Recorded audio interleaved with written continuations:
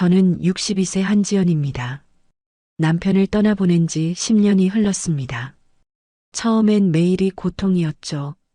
아침에 눈을 뜰 때마다 옆자리가 비어 있다는 게 믿기지 않았어요.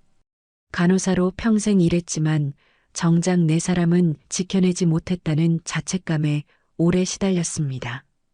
그렇게 몇 년을 보내다 어느 날 문득 생각했어요.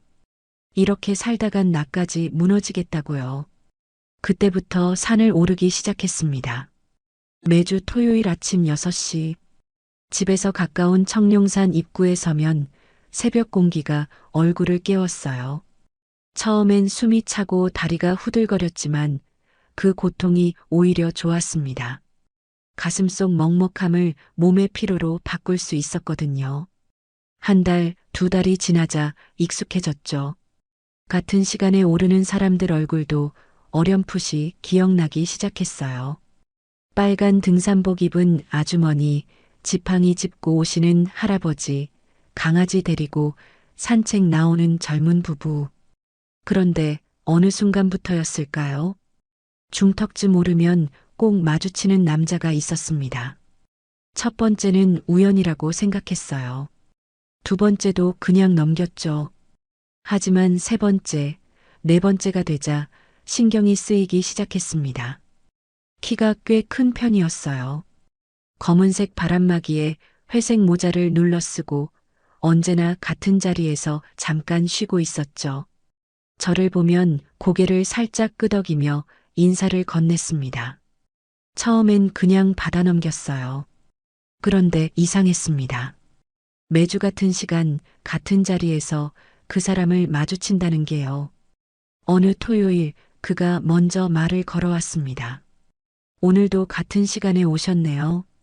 목소리가 생각보다 부드러웠어요. 살짝 웃는 얼굴에서 아기는 전혀 느껴지지 않았죠. 네, 매주 이 시간에 오르거든요. 제 대답에 그가 고개를 끄덕였습니다. 저도 그래요. 아침 일찍 오르면 사람도 적고 공기도 좋아서요. 그렇게 짧은 대화를 나누고 헤어졌습니다. 그런데 그날 이후로 뭔가 달라졌어요. 산을 오를 때마다 그 사람이 보일까 싶어 두리번거리는 제 모습을 발견하게 됐습니다.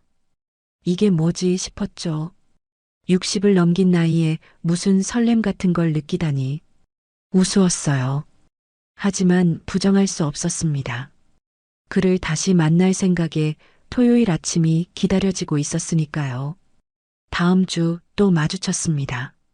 날씨 좋네요. 그러게요. 오늘은 정상까지 가볼까 해요. 저도요. 그럼 천천히 오르시죠. 그렇게 또 헤어졌어요. 그런데 이상하게도 그날은 계속 뒤를 돌아보게 되더라고요. 혹시 그 사람도 같은 길로 오르고 있나 싶어서요. 한 달쯤 지났을까요? 어느새 우리는 중턱 쉼터에서 자연스럽게 마주 앉아 물을 마시게 됐습니다. 말은 많지 않았지만 그 침묵이 불편하지 않았어요. 혼자 오르시나 봐요. 그가 조심스럽게 물었습니다.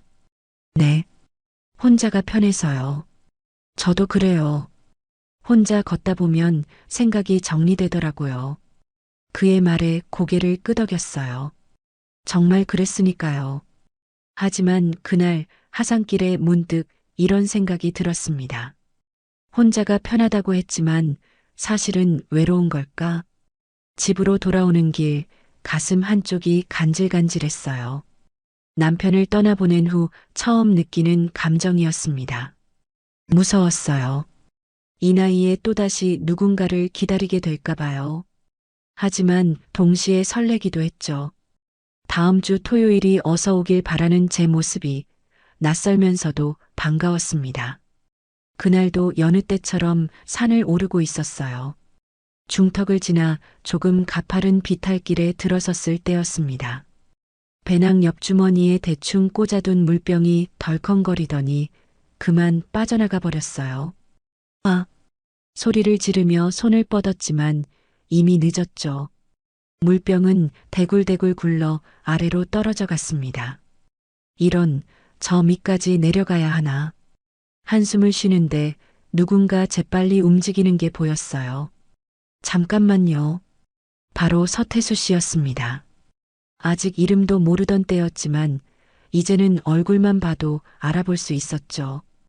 태수 씨가 빠른 걸음으로 내려가더니 물병을 낚아챘어요. 휴, 다행이다. 더 굴러갔으면 큰일 날 뻔했네요. 숨을 헐떡이며 물병을 건네는 태수 씨 얼굴에 땀이 송글송글 맺혀 있었습니다. 감사합니다. 제가 제대로 안 꽂아놔서요. 괜찮아요. 산은 조심해야 해요. 태수 씨가 웃으며 말을 이었어요. 돌보다 무서운 게 사람 마음이거든요. 순간 피식 웃음이 나왔습니다. 뜬금없는 농담 같으면서도 왠지 의미심장하게 들렸거든요. 그게 무슨 뜻이에요? 글쎄요. 돌은 피하면 되는데 마음은 피할 수가 없잖아요. 태수 씨의 대답에 가슴이 콩 하고 내려앉았어요. 설마 나를 두고 하는 말은 아니겠죠. 맞는 말이네요. 어색하게 웃으며 받아넘겼습니다. 그렇게 다시 걷기 시작했어요. 이상하게 그날은 태수 씨와 비슷한 속도로 걷게 되더라고요. 앞서거니 뒤서거니 하면서요. 정상에 올랐을 때쯤 해가 중천에 떠 있었습니다. 오늘은 날씨가 정말 좋네요. 그러게요. 이럴 땐 산에 와야 제맛이죠. 정상에서 잠깐 쉬다가 함께 하산길에 올랐어요. 자연스럽게 나란히 걷게 됐습니다. 그런데 말이에요. 태수 씨가 조심스럽게 말을 꺼냈어요.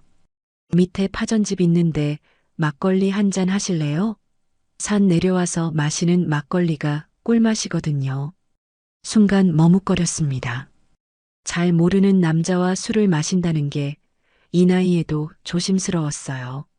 하지만 거절할 이유도 딱히 없었죠. 그럴까요?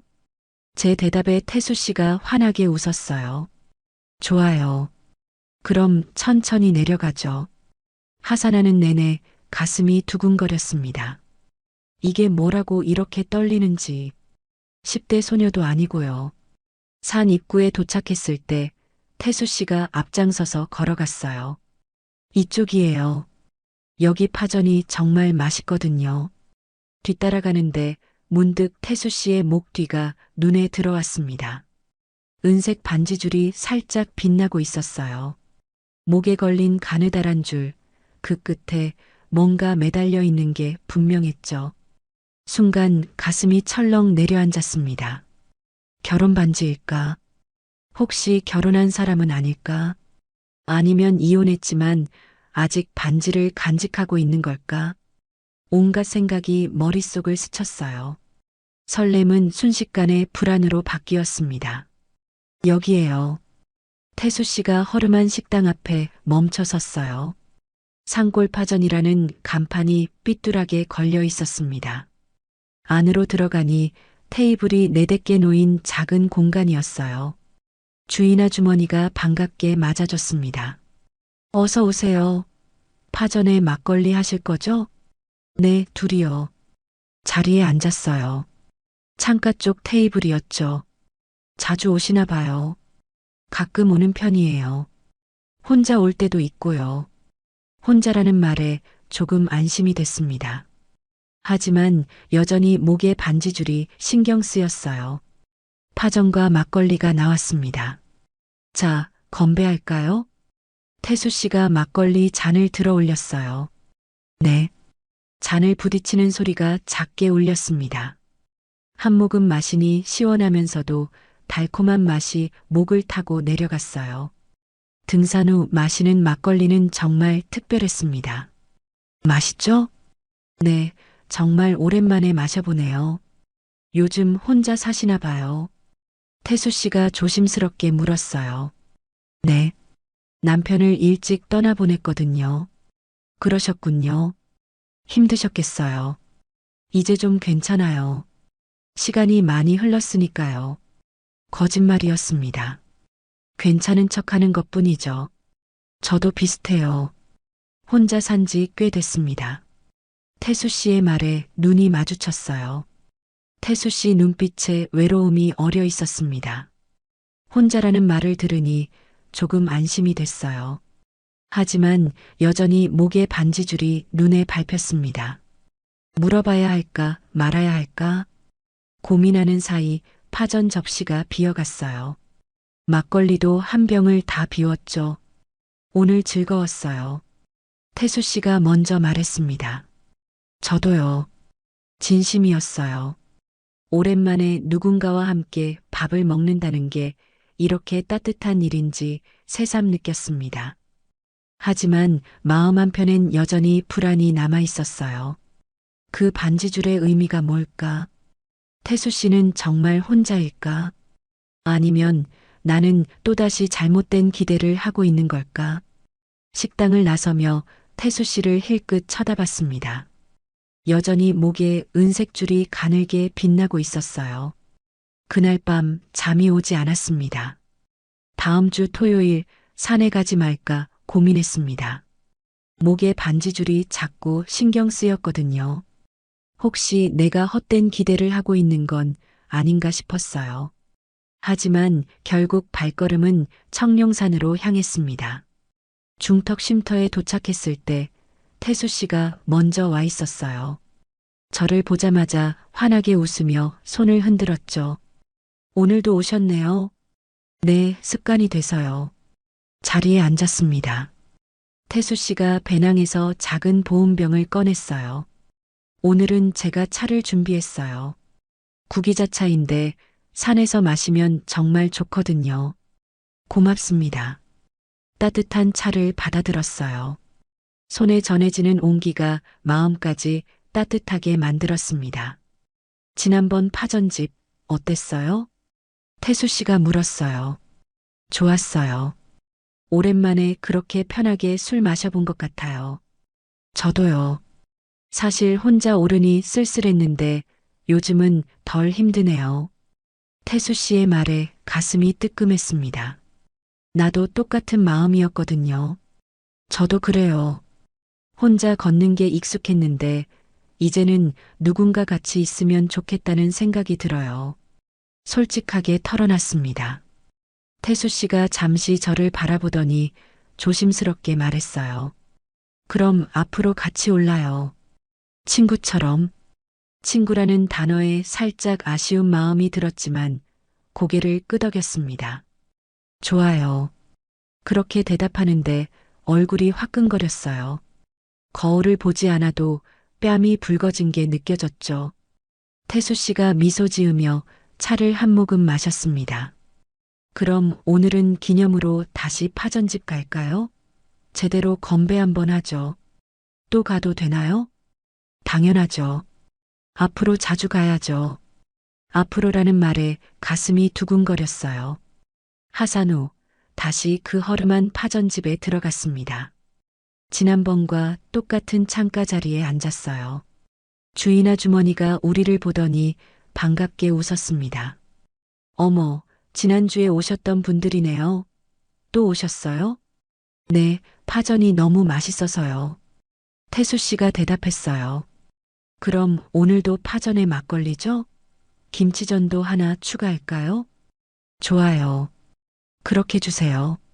주문을 마치고 마주 앉았습니다. 지난주보다 훨씬 편한 분위기였어요. 어색함이 많이 사라졌죠. 막걸리가 나왔습니다. 자, 이제 정식으로 건배합시다. 태수 씨가 잔을 들었어요. 무슨 건배를 할까요? 글쎄요. 우리의 만남에 좋네요. 잔을 부딪혔습니다. 딸랑하는 소리가 작은 식당 안에 울렸어요. 한 잔, 두 잔. 막걸리가 들어가니까 마음이 한결 가벼워졌습니다. 태수 씨도 표정이 부드러워졌어요. 요즘 어떻게 지내세요? 태수 씨가 물었습니다. 그냥 평범하게요. 은퇴하고 나니 할 일이 별로 없더라고요. 그래서 산에 자주 오는 거고요. 저도 비슷해요. 전에는 등산 장비점을 했었거든요. 그런데 나이 들어 정리하고 지금은 그냥 쉬면서 지내죠. 그러셨군요. 산을 좋아하셔서 그 일을 하셨나 봐요. 맞아요. 평생 산만 다녔죠. 그게 제일 좋았어요. 태수 씨의 눈빛이 반짝였습니다. 산 이야기를 할 때 정말 행복해 보였어요. 파전과 김치전이 나왔습니다. 와, 정말 맛있겠다. 많이 드세요. 태수 씨가 파전을 제 접시에 덜어줬어요.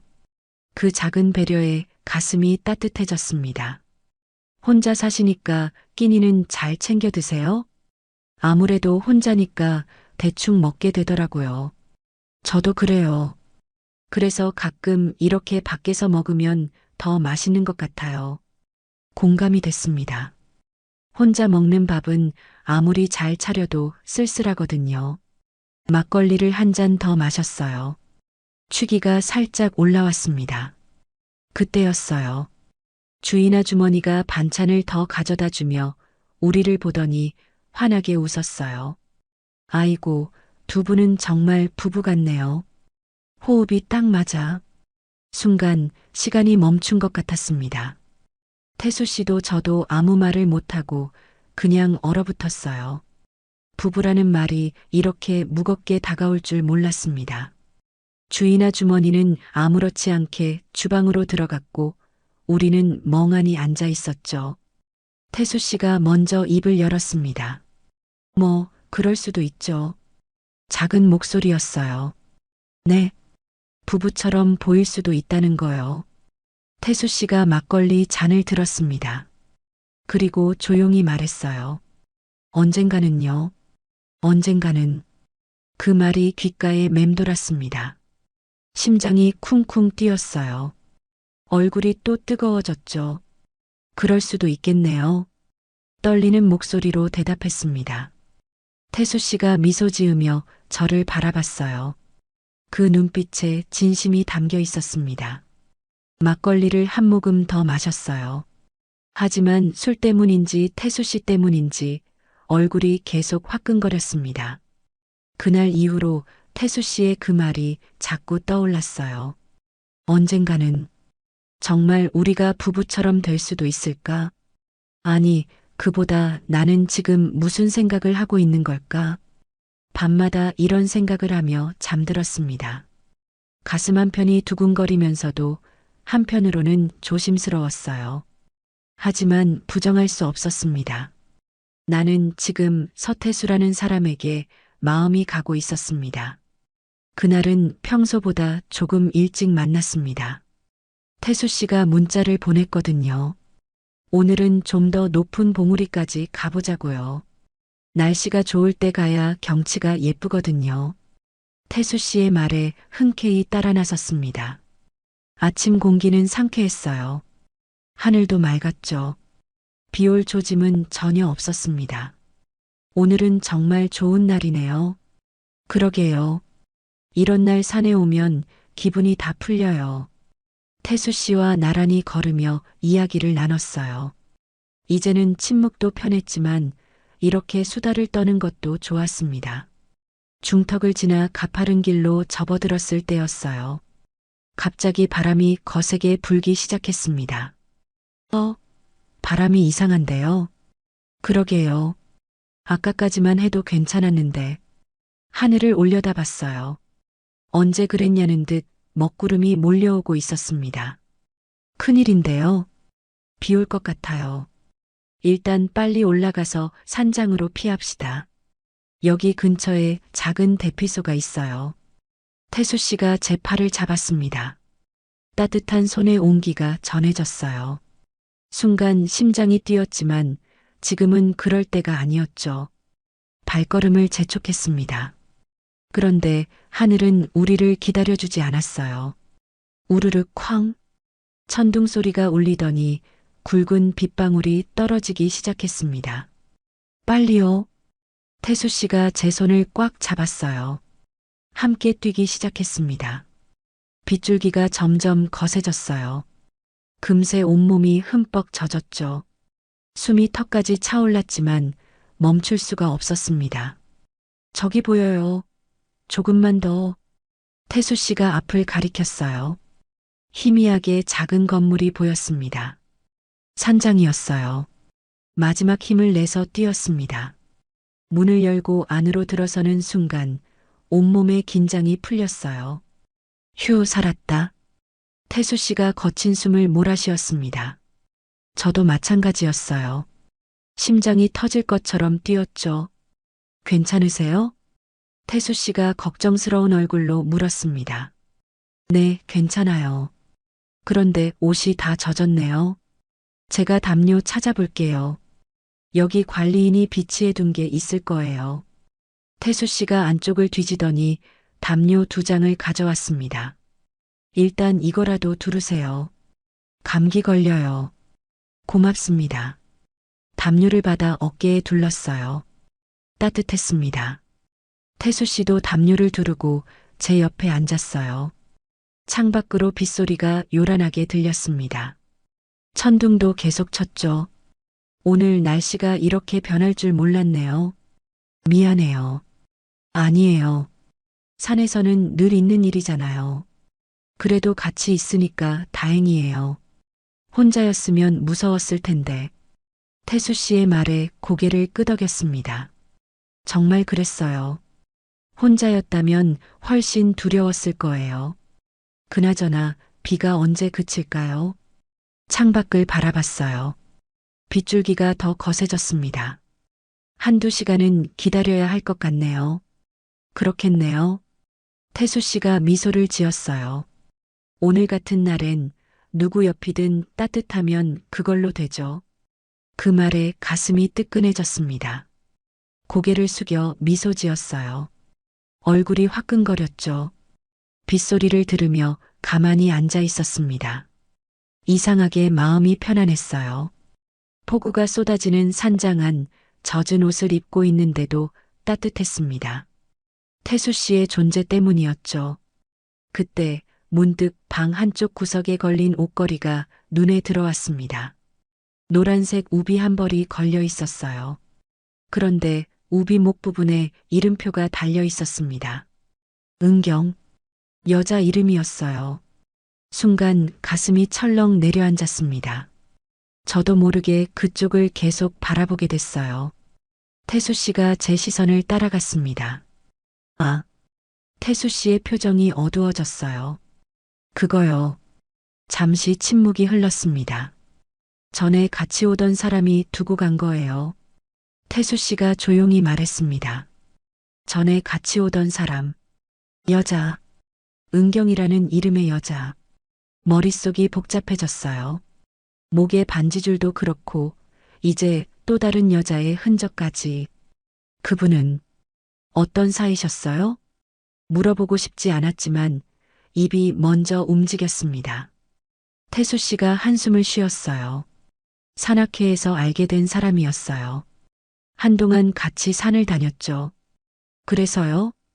근데 어느 날 갑자기 연락이 끊겼어요. 이 우비만 남기고요. 태수 씨의 목소리가 쓸쓸했습니다. 왜요? 글쎄요. 저도 이유를 모르겠어요. 그냥 사라졌어요. 제 표정이 굳어지는 게 느껴졌습니다. 혹시 나도 그 은경이라는 사람처럼 될까? 혹시 나도 그저 잠깐 스쳐 지나가는 사람일까? 가슴 한쪽이 무거워졌어요. 왜요? 무슨 생각하세요? 태수 씨가 물었습니다. 아니에요.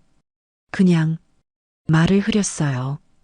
태수 씨가 제 손을 잡았습니다. 지연 씨는 달라요. 뭐가요? 은경 씨는 그냥 산 친구였어요. 근데 지연 씨는 태수 씨가 말을 멈췄습니다. 제 눈을 똑바로 바라봤어요. 다른 사람이에요. 그 말에 심장이 쿵쾅거렸습니다. 하지만 완전히 안심이 되진 않았어요. 다른 사람이라는 게 무슨 뜻일까? 정말 나는 특별한 사람일까? 아니면 그저 위로의 말일까? 빗소리만 요란하게 들렸습니다. 우비에 적힌 은경이라는 이름이 자꾸 눈에 밟혔어요. 태수 씨는 여전히 제 손을 잡고 있었지만 마음 한편은 불안했습니다. 나는 그저 또 다른 은경이 되는 건 아닐까? 그렇게 스쳐 지나가는 사람이 되는 건 아닐까? 빗소리 속에서 그 생각이 머릿속을 떠나지 않았습니다. 산장에서 내려온 후 마음이 복잡했습니다. 은경이라는 이름이 자꾸 머릿속을 맴돌았어요. 태수 씨는 다르다고 했지만 정말 그럴까요? 며칠이 지났습니다. 토요일이 다가왔지만 선뜻 산에 갈 마음이 들지 않았어요. 그날 오후 친구 미란이 집으로 찾아왔습니다. 요즘 얼굴이 좋아 보이더라. 무슨 좋은 일 있어?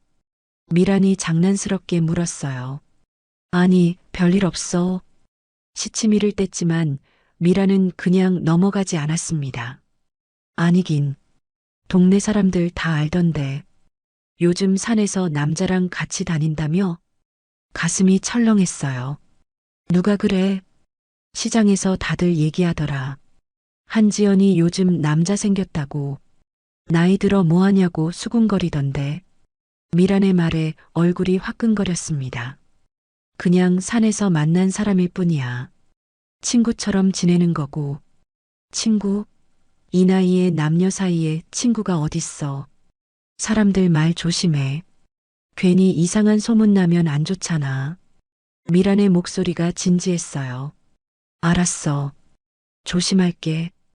웃어넘기려 했지만 마음이 무거웠습니다. 미란이 돌아간 후 혼자 앉아 생각에 잠겼어요. 사람들이 수군거린다는 게 신경 쓰였습니다. 그리고 무엇보다 내가 지금 뭘 하고 있는 건지 혼란스러웠어요. 태수 씨와 나는 정말 뭘까? 친구일까? 아니면 그 이상일까? 그 사람은 나를 어떻게 생각하는 걸까? 혹시 나만 혼자 착각하고 있는 건 아닐까? 그날 밤 잠을 이룰 수 없었습니다. 토요일 아침이 왔어요. 알람이 울렸지만 일어날 수가 없었습니다. 산에 가면 태수 씨를 만나게 될 거예요. 그런데 뭐라고 말해야 할까요? 결국 이불을 뒤집어 쓰고 누워 있었습니다. 다음 주도 마찬가지였어요. 그 다음 주도요. 산에 가지 않았습니다. 태수 씨한테 연락도 하지 않았어요. 뭐라고 말해야 할지 몰랐거든요. 마음 한편으로는 태수 씨가 궁금했습니다. 지금쯤 중턱 쉼터에 앉아 저를 기다리고 있을까? 아니면 이미 포기하고 혼자 오르고 있을까? 가슴이 답답했어요. 그렇게 3주가 흘렀습니다. 어느 수요일 오후였어요. 집에만 있으니 답답해서 동네를 산책하기로 했습니다. 무심코 발걸음이 청룡산 입구로 향했어요. 산에 오를 생각은 없었지만 그냥 입구까지만 걸어보고 싶었습니다. 익숙한 등산로 초입에 섰어요. 사람들이 오르락 내리락 하고 있었죠. 문득 그 길이 보고 싶어졌습니다. 조금만 걸어볼까? 발걸음을 옮겼어요. 중턱까지는 아니고 그냥 초입 쪽만 조금요. 천천히 걸었습니다. 새소리가 들렸어요. 바람도 시원했죠. 역시 산은 좋았습니다. 한참을 걷다가 문득 한 그루 나무가 눈에 들어왔어요. 커다란 참나무였는데 거기에 흰 종이 한 장이 걸려 있었습니다. 누가 뭘 붙여놨나? 가까이 다가갔어요. 종이에 글씨가 적혀 있었습니다. 한지연 씨, 저는 오늘도 여기 있습니다. 순간 심장이 멎는 것 같았습니다. 손이 떨렸어요. 태수 씨의 글씨였습니다. 나무에 걸린 종이를 바라보며 눈물이 핑 돌았어요. 그는 여전히 저를 기다리고 있었던 거예요. 3주 동안 매주 이 자리에 와서요. 가슴이 뜨거워졌습니다.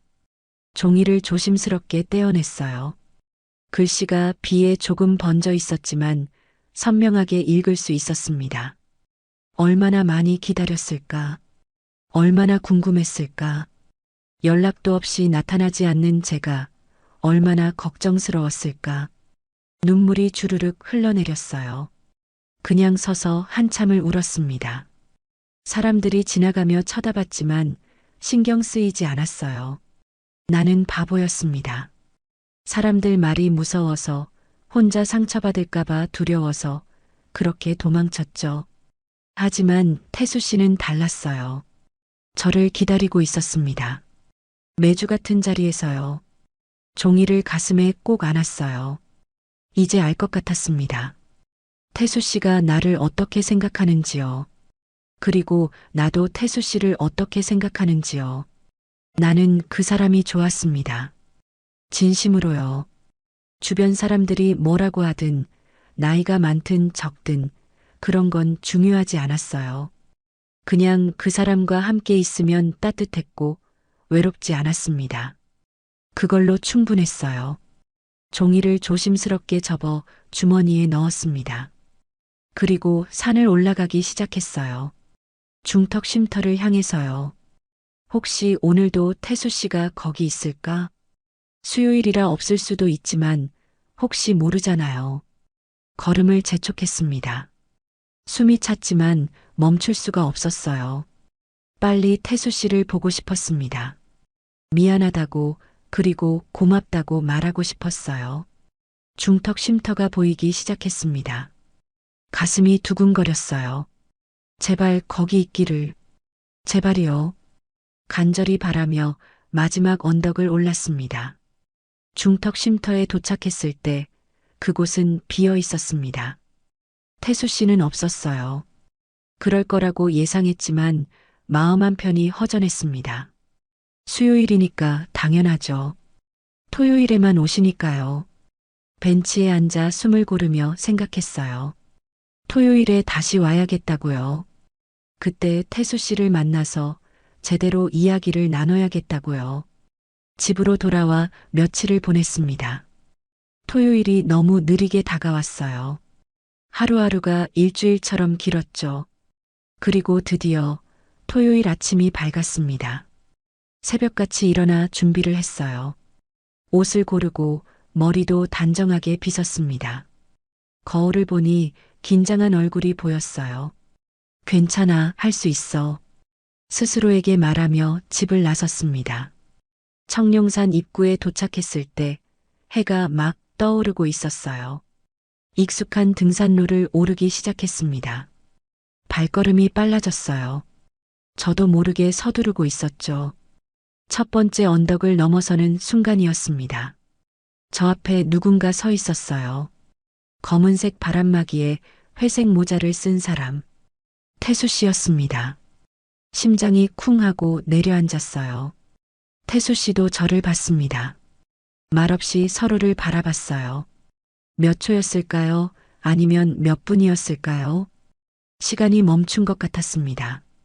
태수 씨가 천천히 다가왔어요. 안 오실 줄 알았어요. 목소리가 조금 떨리고 있었습니다. 죄송해요. 그동안 연락도 없이 말을 잇지 못했어요. 목이 메었거든요. 태수 씨가 고개를 저었습니다. 괜찮아요. 오셨잖아요. 나무에 걸린 쪽지 봤어요. 제 말에 태수 씨의 얼굴이 살짝 붉어졌어요. 그거 혹시나 해서 걸어뒀어요. 지나가시다 보실까 싶어서요. 매주 기다리셨어요? 네. 혹시 오실까 봐요. 가슴이 뜨거워졌습니다. 미안해요. 괜히 두려웠어요. 뭐가요? 이런 마음이요. 오랜만이라서요. 솔직하게 말했습니다. 태수 씨가 저를 바라봤어요. 눈빛이 따뜻했습니다. 저도 그래요. 사실 무섭더라고요. 태수 씨도요? 네. 또 누군가에게 마음을 주는 게요. 예전에 많이 다쳤거든요. 태수 씨의 목소리에 슬픔이 묻어났어요. 저도 그래요. 남편을 떠나보낸 후로 다시는 누군가를 좋아하지 않을 거라고 생각했어요. 그런데요? 그런데 태수 씨를 만나고 나서 달라졌어요. 또 설렐 수 있다는 걸 알았죠. 제 고백에 태수 씨가 미소 지었습니다. 저도요. 지연 씨를 만나고 나서 다시 살아있다는 느낌이 들었어요. 두 사람은 한참 동안 서로를 바라봤습니다. 그럼 우리 천천히 올라가요. 태수 씨가 말했어요. 쉬어가도 되잖아요. 급할 것 없어요. 그 말이 좋았습니다.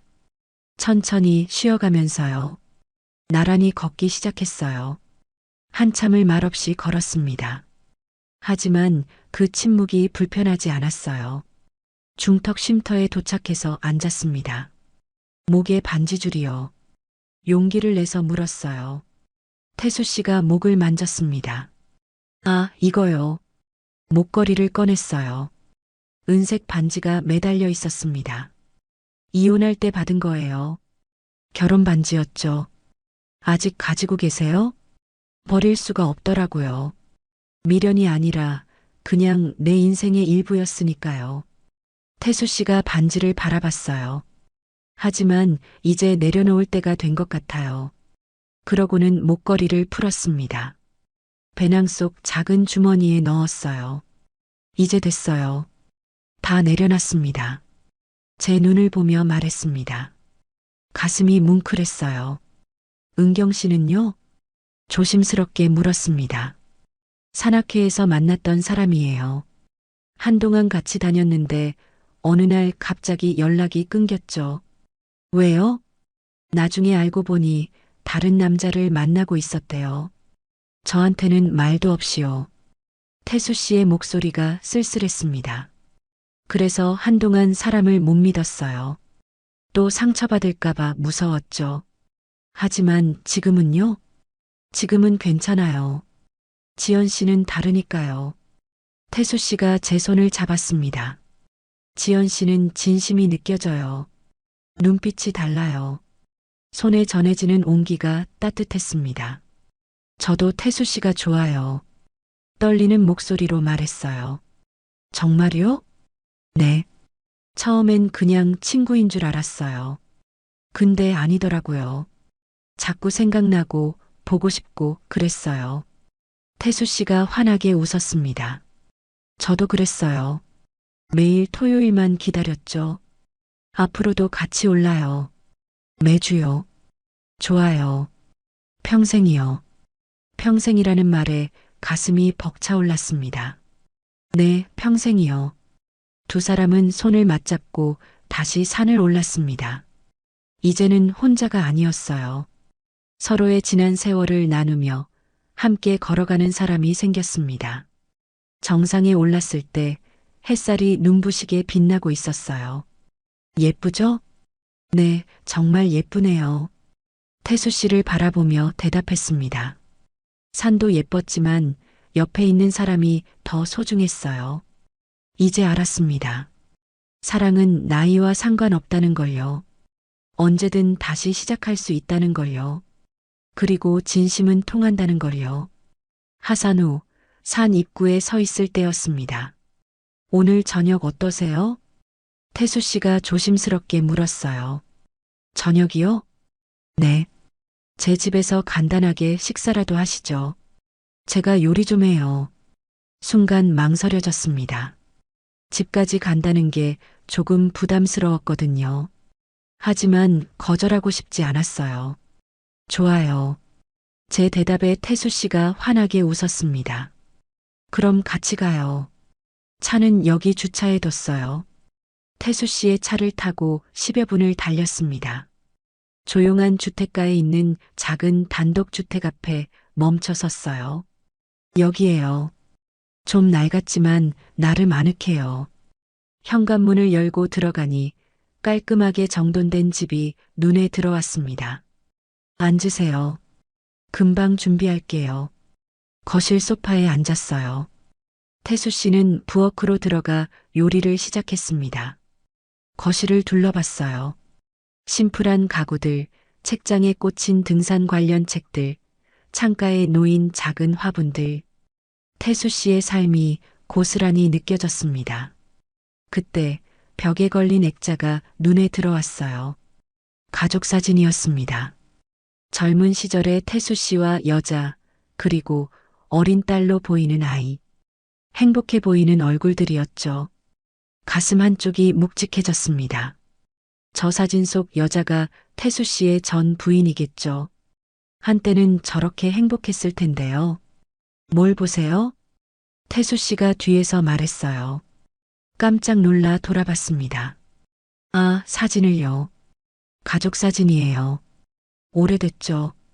태수 씨가 다가와 사진을 바라봤습니다. 딸이 있으세요? 네. 지금은 미국에 살아요.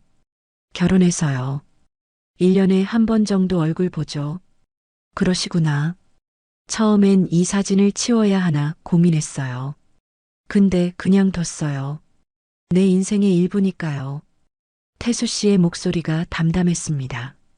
자리에 다시 앉았어요. 태수 씨가 옆에 앉았습니다. 궁금한 거 있으면 물어보세요.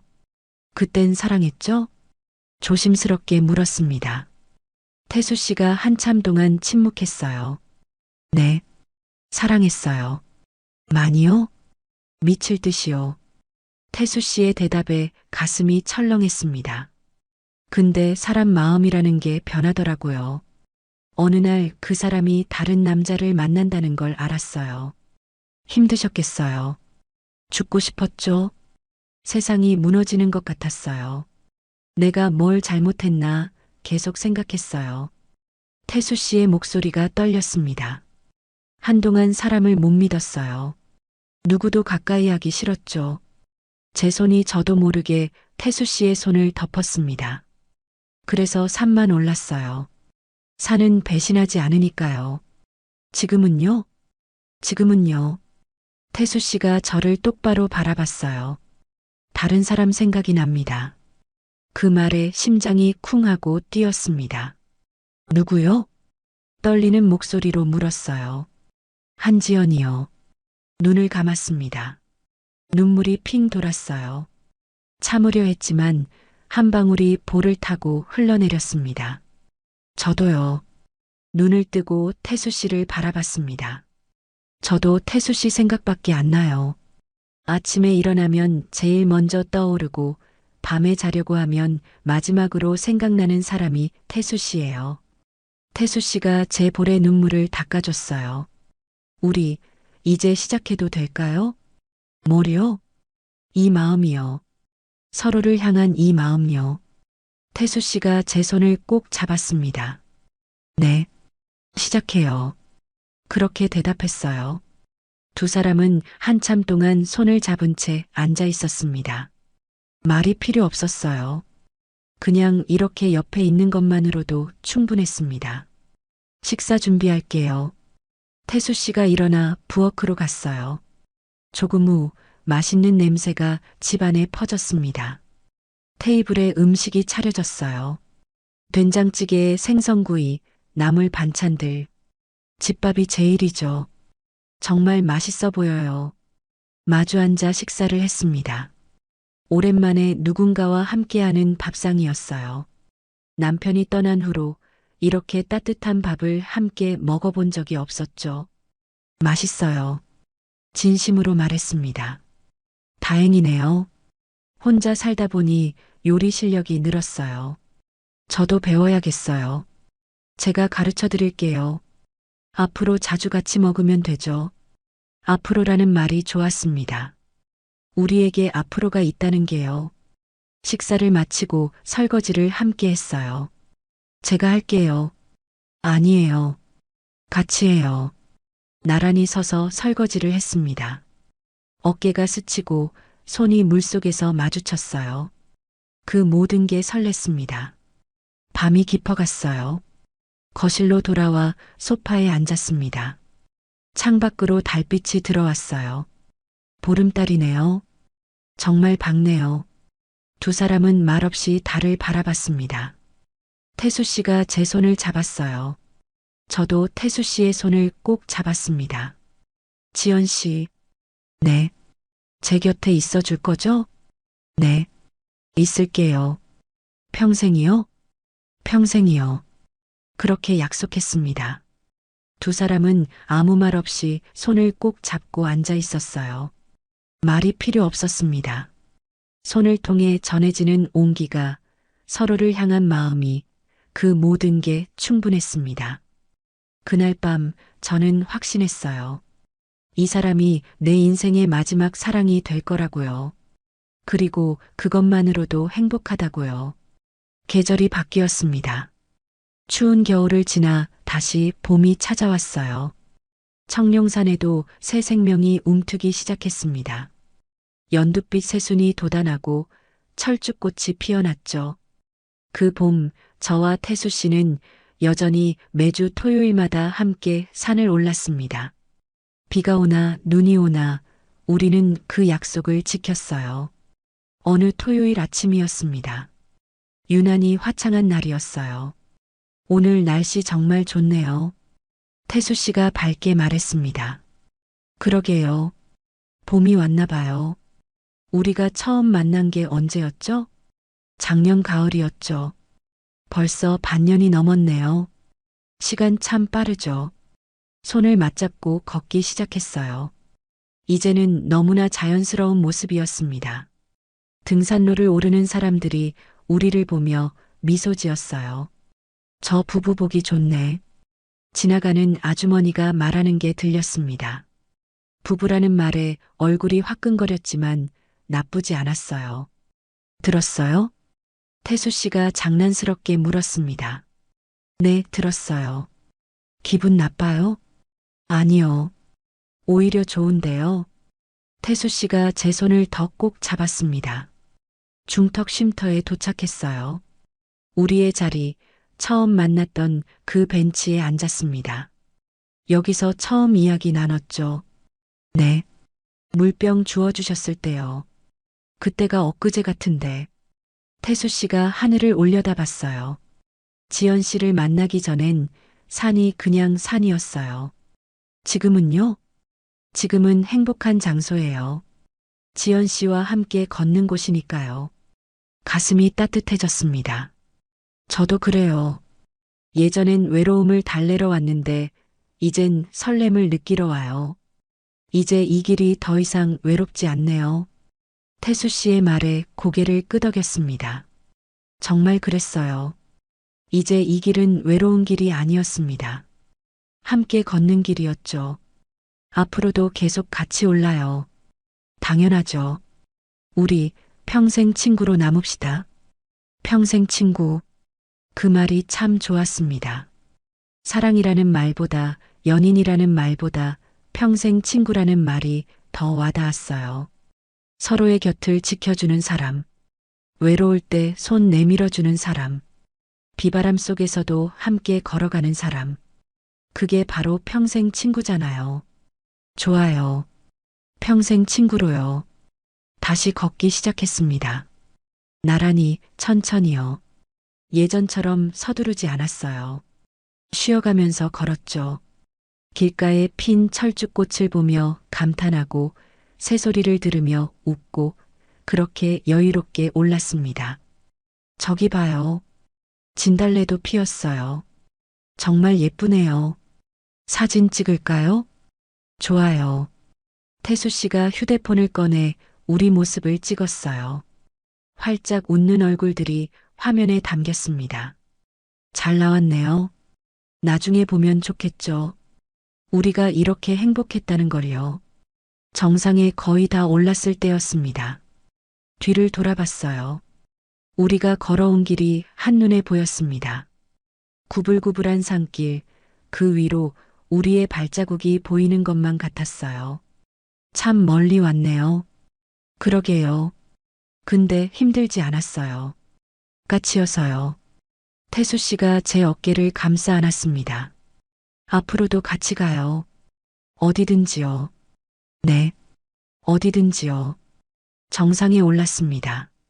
탁 트인 전망이 펼쳐졌어요. 멀리 도시가 보이고 산들이 겹겹이 이어져 있었습니다. 아름답네요. 네. 정말요. 하지만 저는 풍경보다 옆에 있는 사람이 더 소중했습니다. 태수 씨도 저를 바라보고 있었어요. 말없이 서로를 바라봤습니다. 그리고 미소 지었죠. 그때 문득 깨달았습니다. 인생도 산을 오르는 것과 같다는 걸요. 때로는 가파르고, 때로는 미끄럽고, 때로는 폭우가 쏟아지기도 하죠. 혼자서는 힘들 때가 많습니다. 하지만 누군가 옆에 있다면요. 손잡아줄 사람이 있다면요. 그 길이 덜 외롭고 덜 무섭습니다. 저는 그런 사람을 만났어요. 인생의 산길에서 만난 한 사람. 비바람 속에서도 내 곁을 지켜준 사람. 운명 같은 평생 친구를요. 뭘 생각해요? 태수 씨가 물었습니다. 태수 씨 생각이요. 저도 지연 씨 생각 중이에요. 뭐 하나요? 그냥 고맙다고요. 제 곁에 와줘서요. 저야말로 고마워요. 다시 살아있다는 느낌을 주셔서요. 두 사람은 웃었습니다. 하산길에 접어들었어요. 올라갈 때보다 천천히 내려갔습니다. 서두를 이유가 없었거든요. 우리에겐 시간이 많았으니까요. 앞으로 함께 걸어갈 시간들이요. 산 아래 파전집이 보였습니다. 오늘도 막걸리 한잔 할까요? 좋죠. 우리의 전통이잖아요. 익숙한 그 자리에 앉았어요. 주인 아주머니가 반갑게 맞아줬습니다. 어머, 단골 부부 오셨네. 이제는 부부라는 말에 어색하지 않았습니다. 오히려 자연스럽게 받아들여졌죠. 막걸리 잔을 들었어요. 건배, 건배, 잔을 부딪혔습니다. 창밖으로 봄바람이 불어왔어요. 따뜻하고 포근한 바람이었습니다. 행복해요. 태수 씨가 말했습니다. 저도요. 이 순간이 영원했으면 좋겠어요. 영원할 거예요. 우리가 함께하는 한요. 그렇게 우리는 봄날의 오후를 함께 보냈습니다. 인생의 황혼에 만난 사랑. 아니, 사랑이라기보다는 동행. 서로의 길을 함께 걸어가는 평생 친구. 그게 바로 우리였습니다. 그리고 그것만으로 충분했어요. 나이가 들어서도 설렐 수 있다는 것. 다시 시작할 수 있다는 것. 외롭지 않을 수 있다는 것. 그 모든 걸 저는 태수 씨를 통해 배웠습니다. 인생의 산길에서 만난 운명 같은 평생 친구. 저는 오늘도 내일도 그 사람과 함께 산을 오를 것입니다. 저는 장은주입니다. 올해 62세가 됐습니다. 남편을 잃고 혼자 살아온 세월이 벌써 8년째였습니다. 처음엔 괜찮았습니다. 아이들도 찾아오고 친구들도 있으니까 외롭지 않다고 스스로를 다독였죠. 하지만 밤이면 달랐습니다. 텅 빈 침대, 덜컹거리는 냉장고 소리, 그리고 아무도 없는 거실의 정적. 그 모든 게 저를 짓눌렀습니다. 어느 날 아침 혼자 식사를 하다가 문득 깨달았습니다. 이렇게 죽을 때까지 혼자 살아야 하는구나. 그 생각이 들자 숨이 막혔습니다. 누군가의 손이라도 잡고 싶었습니다. 따뜻한 목소리가 듣고 싶었습니다. 그때 재혼 소개 모임에서 그를 만났습니다. 이름은 김재혁. 저보다 2살 많은 64세였습니다. 그 역시 아내를 잃고 5년째 혼자였다고 했습니다. 첫 만남에서 재혁 씨는 제게 이렇게 말했습니다. 힘드셨죠? 혼자 사는 거. 그 한마디에 눈물이 왈칵 쏟아질 뻔했습니다. 누군가 제 마음을 알아준다는 게 그렇게 감사할 수가 없었습니다. 재혁 씨는 다정했습니다. 만날 때마다 제가 좋아하는 차를 준비해 왔고 제 이야기를 끝까지 들어주었습니다. 어느 날 산책을 하다가 제가 발을 헛디뎠을 때 그가 제 팔을 꽉 잡아주었습니다. 그리고 부드럽게 웃으며 말했죠. 이제 혼자 아프지 말아요. 제가 옆에 있을게요. 그 순간 제 마음이 흔들렸습니다. 아니, 무너졌다는 표현이 맞을 겁니다. 그때 저는 사랑을 다시 믿고 싶었습니다. 누군가와 함께하는 삶이 아직 제게도 가능하다는 걸 믿고 싶었습니다. 재혁 씨와 만난 지 3달 만에 재혼을 결심했습니다. 아이들은 처음엔 놀랐지만 제가 행복해하는 모습을 보고는 축복해 주었습니다. 친구들도 좋은 일이라며 박수를 쳐주었습니다. 모두가 응원해 주는 것 같았습니다. 결혼식은 조촐하게 치렀습니다. 가까운 사람들만 모여 식사를 나누고 서로 간단한 인사를 나눴습니다. 재혁 씨는 제 손을 잡고 말했습니다. 남은 인생 행복하게 살아요. 저도 웃으며 고개를 끄덕였습니다. 그날 밤 새로운 집에서 처음으로 잠을 청했습니다. 옆에 누군가 있다는 게 이렇게 안심이 되는지 몰랐습니다. 신혼생활은 평온했습니다. 아침마다 재혁 씨가 커피를 내려주었고 저는 그에게 간단한 아침을 준비해 주었습니다. 저녁이면 함께 산책을 나가고 주말엔 영화를 보러 갔습니다.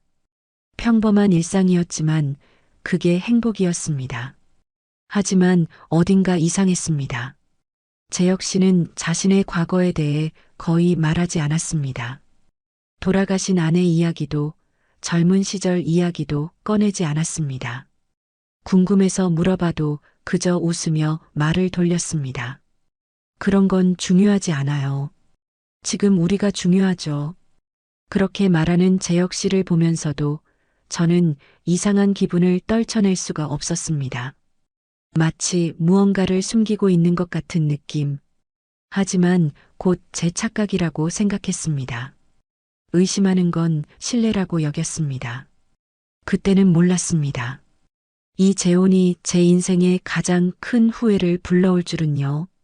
그리고 40년 전 묻어두었던 기억이 다시 살아나 저를 흔들 줄은요. 행복은 그렇게 조용히 균열을 만들어가고 있었습니다. 결혼한 지 한 달쯤 지났을 무렵이었습니다. 그날도 재혁 씨는 아침 일찍 일어나 커피를 내렸습니다. 저는 부엌에서 토스트를 굽고 있었고 창밖으로는 아침 햇살이 따스하게 들어왔습니다. 평범한 아침이었습니다. 너무나 평온해서 이 행복이 영원할 것만 같았습니다. 은주 씨, 오늘 날씨 좋네요. 산책 갈까요? 재혁 씨가 환하게 웃으며 말했습니다. 저도 웃으며 고개를 끄덕였습니다. 그렇게 우리는 오전 내내 집 근처 공원을 걸었습니다. 재혁 씨는 제 손을 꼭 잡아주었고 가끔 농담도 건넸습니다. 하지만 그날 오후부터 분위기가 달라졌습니다. 집에 돌아와 짐을 정리하던 중 제가 안방 옷장 옆 서랍을 열려고 했습니다. 제 옷가지를 정리하려던 참이었죠. 그런데 재혁 씨가 갑자기 제 손을 붙잡았습니다. 은주 씨, 그 서랍은 열지 말아요. 그의 목소리가 평소와 달랐습니다. 조금 낮고 단호했습니다. 저는 놀라서 그를 쳐다봤습니다. 왜요? 제 옷 좀 넣으려고 했는데. 재혁 씨는 잠깐 망설이더니 어색하게 웃었습니다. 거기엔 예전 물건들이 있어요. 돌아가신 아내 것들이요. 아직 정리를 못했습니다. 보시면 기분 나쁘실까봐. 그렇게 말하는 재혁 씨의 표정이 어딘가 불편해 보였습니다. 저는 괜히 미안한 마음이 들었습니다. 아, 그러셨구나. 괜찮아요. 천천히 정리하세요. 그 뒤로 재혁 씨는 그 서랍에 대해 한 번 더 말했습니다. 예전 물건은 버리는 게 좋아요. 과거에 붙잡혀 있으면 앞으로 나아갈 수 없으니까. 그 말이 이상하게 마음에 걸렸습니다. 왜 그렇게 강조하는 걸까? 단순히 돌아가신 아내의 물건 때문일까? 아니면 다른 이유가 있는 걸까? 며칠이 지나도 그 생각이 머릿속을 떠나지 않았습니다. 저는 서랍을 보지 않으려 애썼지만 지나칠 때마다 시선이 그쪽으로 갔습니다. 궁금증이 자꾸만 커졌습니다. 그러던 어느 날 밤이었습니다. 재혁 씨는 친구 모임이 있다며 외출했습니다. 저는 집에 혼자 남았습니다. 텔레비전을 켜고 드라마를 보려 했지만 집중이 되지 않았습니다. 자꾸만 안방 쪽으로 발걸음이 향했습니다. 결국 저는 안방으로 들어갔습니다. 옷장 옆 서랍 앞에 섰습니다. 손잡이를 잡았습니다. 심장이 빠르게 뛰었습니다. 이건 잘못된 일이라는 걸 알았습니다. 남편이 열지 말라고 했으니까요. 하지만 손은 이미 서랍을 열고 있었습니다. 끼익 하는 소리와 함께 서랍이 열렸습니다. 안에는 낡은 물건들이 가득했습니다. 오래된 시계, 색바랜 손수건, 몇 장의 사진. 돌아가신 아내의 물건들인 것 같았습니다. 저는 조심스럽게 물건들을 하나씩 들여다봤습니다. 그때였습니다. 서랍 구석에서 오래된 필름 봉투가 보였습니다. 갈색으로 변색된 아주 오래된 봉투였습니다. 저는 그걸 꺼냈습니다. 봉투를 열자 안에서 무언가가 툭 떨어졌습니다. 편지였습니다. 낡은 봉투에 담긴 누렇게 바랜 편지 한 통이었습니다. 저는 손이 떨렸습니다. 편지 겉면을 보는 순간 숨이 멎는 것 같았습니다. 받는 사람 이름이 적혀 있었습니다. 장은주. 바로 제 이름이었습니다. 어떻게 이럴 수가. 재혁 씨의 서랍에 왜 제 이름으로 된 편지가 있는 거죠? 누가 쓴 건지, 언제 쓴 건지, 왜 여기 있는 건지. 머릿속이 복잡했습니다. 저는 편지를 펼쳐보려다가 멈췄습니다. 현관문이 열리는 소리가 들렸기 때문입니다. 재혁 씨가 돌아온 겁니다. 다급하게 편지를 다시 봉투에 넣고 서랍을 닫았습니다. 그리고 황급히 거실로 나왔습니다. 재혁 씨가 신발을 벗으며 말했습니다. 일찍 끝났네요. 은주 씨, 안 주무셨어요? 저는 억지로 웃으며 대답했습니다. 네, 드라마 보고 있었어요. 하지만 제 목소리가 떨리는 게 느껴졌습니다. 재혁 씨는 제 얼굴을 잠깐 쳐다보더니 아무 말 없이 안방으로 들어갔습니다. 그날 밤 잠을 이룰 수 없었습니다. 제 이름으로 된 편지, 재혁 씨의 서랍에 숨겨진 그 편지. 도대체 누가, 왜, 언제 쓴 걸까? 그리고 재혁 씨는 그 편지를 알고 있을까? 알고 있다면 왜 제게 말하지 않은 걸까? 불길한 예감이 가슴을 짓눌렀습니다. 행복했던 일상에 금이 가기 시작했습니다. 그 편지 한 통이 모든 걸 바꿔놓을 거라는 걸 그땐 몰랐습니다. 편지를 발견한 뒤로 며칠이 지났습니다. 저는 그 편지를 다시 꺼내볼 엄두가 나지 않았습니다. 재혁 씨에게 물어보고 싶었지만 어떻게 말을 꺼내야 할지 몰랐습니다. 서랍을 몰래 열었다고 말하는 것도, 제 이름으로 된 편지를 발견했다고 말하는 것도 모두 어려웠습니다. 그렇게 불안한 마음을 안고 지내던 어느 날 오후였습니다. 저는 예전처럼 작은 사진관을 운영하고 있었습니다. 은퇴 후에도 취미 삼아 계속해온 일이었죠. 동네 사람들이 가끔 증명사진을 찍으러 오거나 오래된 사진을 복원해달라고 부탁하곤 했습니다. 그날도 평범한 오후였습니다. 카운터에서 오래된 필름을 정리하고 있었습니다. 가끔 손님이 들어오면 반갑게 맞이할 준비를 하면서요. 오후 3시쯤이었을 겁니다. 사진관 문이 열렸습니다. 딸랑 종소리가 울렸습니다. 저는 고개를 들었습니다. 낯선 남자가 들어왔습니다. 30 중반쯤 되어 보이는 젊은 남자였습니다. 깔끔한 셔츠에 청바지를 입고 있었고 손에는 낡은 가방을 들고 있었습니다. 남자는 주변을 둘러보더니 저를 향해 조심스럽게 다가왔습니다. 저기 실례합니다. 남자의 목소리는 떨리고 있었습니다. 마치 긴장하고 있는 것처럼요.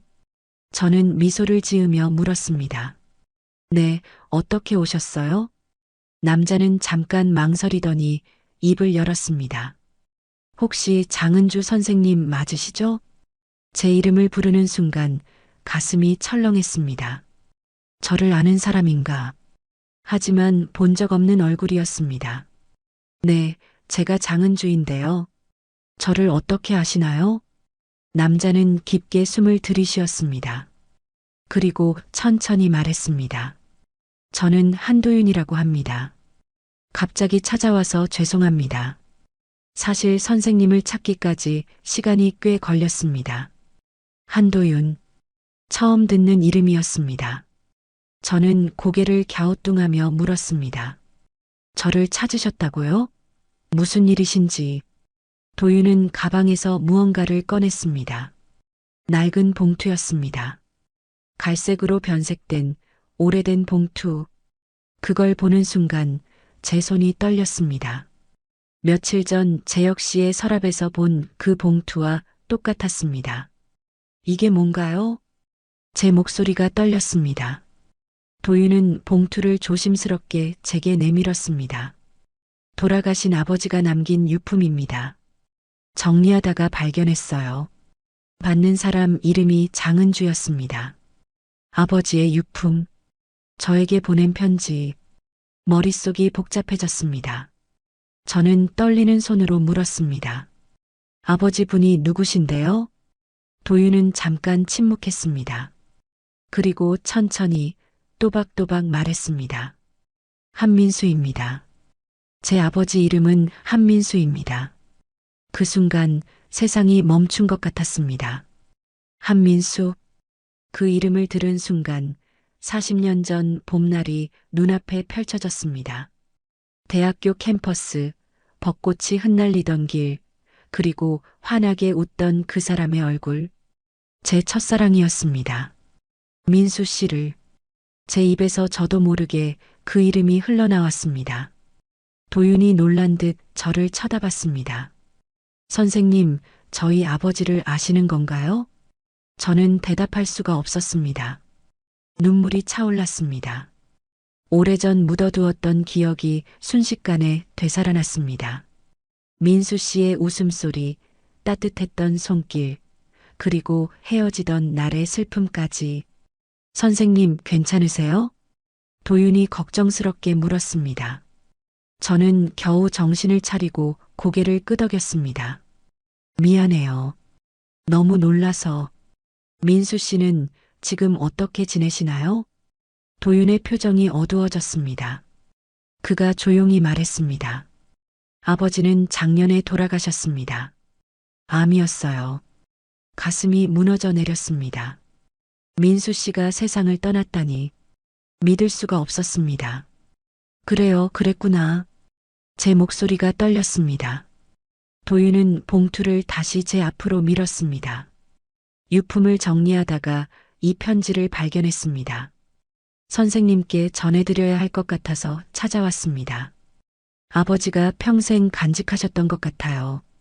저는 봉투를 받았습니다. 손이 너무 떨려서 제대로 잡을 수가 없었습니다. 민수 씨가 평생 간직했다는 편지. 그 안에는 무엇이 담겨 있을까? 고마워요. 일부러 찾아와줘서. 도윤은 조심스럽게 미소 지었습니다. 아버지가 생전에 가끔 선생님 이야기를 하셨어요. 젊은 시절 알았던 분이라고, 행복했던 기억이라고. 그래서 꼭 전해드리고 싶었습니다. 그 말을 듣는 순간 눈물이 흘러내렸습니다. 민수 씨도 저를 기억하고 있었던 거죠. 그 오랜 세월 동안. 도윤이 떠난 뒤 저는 한참 동안 그 자리에 서 있었습니다. 손에 쥔 편지 봉투가 무겁게 느껴졌습니다. 며칠 전 재혁 씨의 서랍에서 본 편지와 이 편지. 둘 사이에는 어떤 연결이 있는 걸까?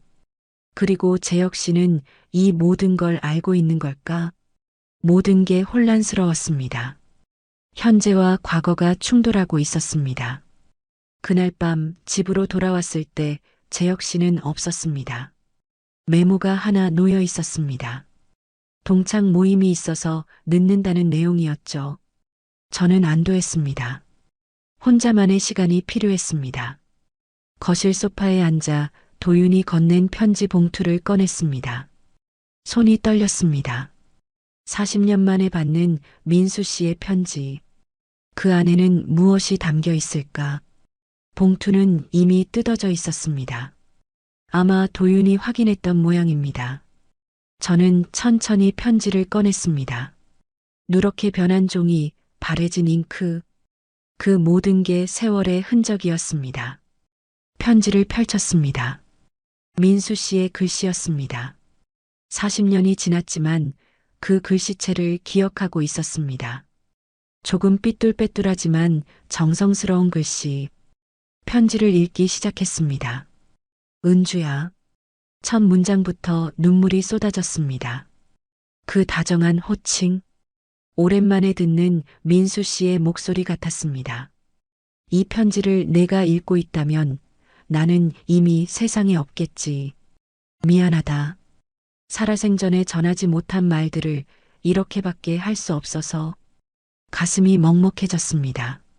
민수 씨는 자신이 떠날 걸 알고 이 편지를 썼던 겁니다. 은주야, 내가 널 떠난 건 사랑이 식어서가 아니다. 너를 지키려면 내가 없어야 했어. 그 문장을 읽는 순간 40년 전 그날이 떠올랐습니다. 벚꽃이 흩날리던 봄날이었습니다. 민수 씨가 갑자기 제게 헤어지자고 했습니다. 아무 이유도 말해주지 않았습니다. 그저 미안하다는 말만 반복했죠. 저는 울며 물었습니다. 왜냐고, 무엇이 잘못됐냐고. 하지만 민수 씨는 고개만 저을 뿐이었습니다. 다른 사람 만났어? 제가 떨리는 목소리로 물었을 때 민수 씨는 고개를 끄덕였습니다. 그게 거짓말이었다는 걸 40년이 지나서야 알게 됐습니다. 편지는 계속 이어졌습니다. 그때 내 집안에 큰 빚이 있었어. 아버지 사업이 망했고 빚쟁이들이 매일 집에 찾아왔지. 너까지 그 고생에 끌어들일 순 없었다. 내가 나 때문에 힘들어하는 걸 볼 수 없었어. 그랬던 거였습니다. 민수 씨는 저를 지키려고 거짓말을 했던 겁니다. 은주야, 너는 행복했니? 좋은 사람 만나서 잘 살았니? 나는 그게 제일 궁금했어. 내가 웃으며 살았다면 내 선택이 옳았다고 믿을 수 있을 것 같아. 눈물이 멈추지 않았습니다. 민수 씨는 평생 저를 걱정했던 겁니다. 제가 행복하길 바랐던 거죠. 미안하다. 사랑한다는 말도 제대로 못했구나. 은주야, 내 평생 가장 빛났던 시간은 너와 함께했던 그 봄날들이었어. 편지를 읽으며 울었습니다. 소리내어 울었습니다. 40년 동안 쌓인 슬픔이 한꺼번에 쏟아져 나왔습니다. 그런데 그때였습니다. 편지 마지막 부분에 뭔가 이상한 게 보였습니다. 민수 씨의 글씨체와 다른 필체였습니다. 더 가늘고 떨리는 글씨. 누군가 나중에 덧붙여 쓴 것처럼 보였습니다. 이 편지를 보게 되면 이미 늦었을지도 몰라. 이게 무슨 뜻일까? 누가 쓴 걸까? 왜 이런 문장을 덧붙인 걸까? 저는 다시 편지를 처음부터 끝까지 읽었습니다. 뭔가 놓친 게 있는지 확인했습니다. 하지만 그 문장 외에는 다른 이상한 점이 없었습니다. 그때 문득 재혁 씨의 서랍에 있던 편지가 떠올랐습니다. 제 이름으로 된 그 편지. 혹시 그 편지에 답이 있는 걸까? 두 편지 사이에 연결고리가 있는 건 아닐까? 저는 자리에서 일어났습니다. 안방으로 향했습니다. 재혁 씨는 아직 돌아오지 않았습니다. 지금이 아니면 다시 볼 기회가 없을지도 몰랐습니다. 서랍을 열었습니다. 그리고 필름 봉투 사이에서 그 편지를 꺼냈습니다. 제 이름이 적힌 그 편지를요. 봉투를 열었습니다. 손이 너무 떨려서 종이가 흔들렸습니다. 편지를 펼쳤습니다. 그 순간 숨이 멎었습니다. 글씨체가 똑같았습니다. 도윤이 건넨 편지 마지막 부분에 덧붙여진 그 가는 글씨. 그 글씨와 이 편지의 글씨가 똑같았습니다. 편지 내용을 읽기 시작했습니다. 은주 씨, 용서해 주십시오. 제가 민수의 편지를 가로챘습니다. 심장이 쿵 떨어지는 느낌이었습니다. 민수 씨의 편지를 가로챘다니. 누가요? 왜요? 편지는 계속 이어졌습니다. 민수는 죽기 전 은주 씨에게 편지를 쓰고 싶다고 했습니다. 마지막 인사를 하고 싶다고. 저는 그 편지를 전해주겠다고 약속했습니다. 하지만 전하지 못했습니다. 왜 전하지 못한 거죠? 저는 떨리는 손으로 계속 읽었습니다. 그때 저는 은주 씨를 알게 됐습니다. 재혼 소개 모임에서요. 은주 씨가 그렇게 외로워하는 걸 보고 민수가 평생 그리워했던 그 사람이 이렇게 힘들어하는 걸 보고 마음이 아팠습니다. 재혁 씨였습니다. 이 편지를 쓴 사람은 재혁 씨였습니다. 그래서 용기를 내 은주 씨에게 다가갔습니다. 민수의 이야기는 하지 않았습니다. 그저 은주 씨 곁에 있고 싶었습니다. 머릿속이 하얗게 변했습니다. 재혁 씨는 민수 씨를 알았던 겁니다. 그리고 저를 알고 접근했던 거죠. 그때 현관문이 열렸습니다. 재혁 씨가 돌아온 겁니다. 재혁 씨가 안방으로 들어왔습니다. 저는 황급히 편지를 접어 손에 쥐었습니다. 하지만 이미 늦었습니다. 재혁 씨는 제가 서랍 앞에 서 있는 걸 봤습니다. 그리고 제 손에 쥔 편지를 봤습니다. 은주 씨, 그의 목소리가 낮게 깔렸습니다. 제가 먼저 입을 열었습니다. 이게 대체 무슨 뜻인가요? 떨리는 목소리였지만 또렷하게 물었습니다. 재혁 씨는 한참 동안 아무 말도 하지 않았습니다. 그저 저를 바라볼 뿐이었습니다. 읽으셨군요. 그가 조용히 말했습니다. 저는 편지를 들어 올렸습니다. 당신이 민수 씨를 알았다는 게 사실인가요? 저를 알고 접근한 거예요? 재혁 씨는 천천히 고개를 끄덕였습니다. 그렇습니다. 그 대답에 다리에 힘이 풀렸습니다. 침대 끝에 주저앉았습니다. 믿을 수가 없었습니다. 이 모든 게 계획된 거였다니. 왜요? 왜 그렇게 한 거예요? 재혁 씨가 침대 맞은편에 앉았습니다. 그의 얼굴이 몹시 지쳐 보였습니다. 민수는 제 친구였습니다. 대학 동기였어요.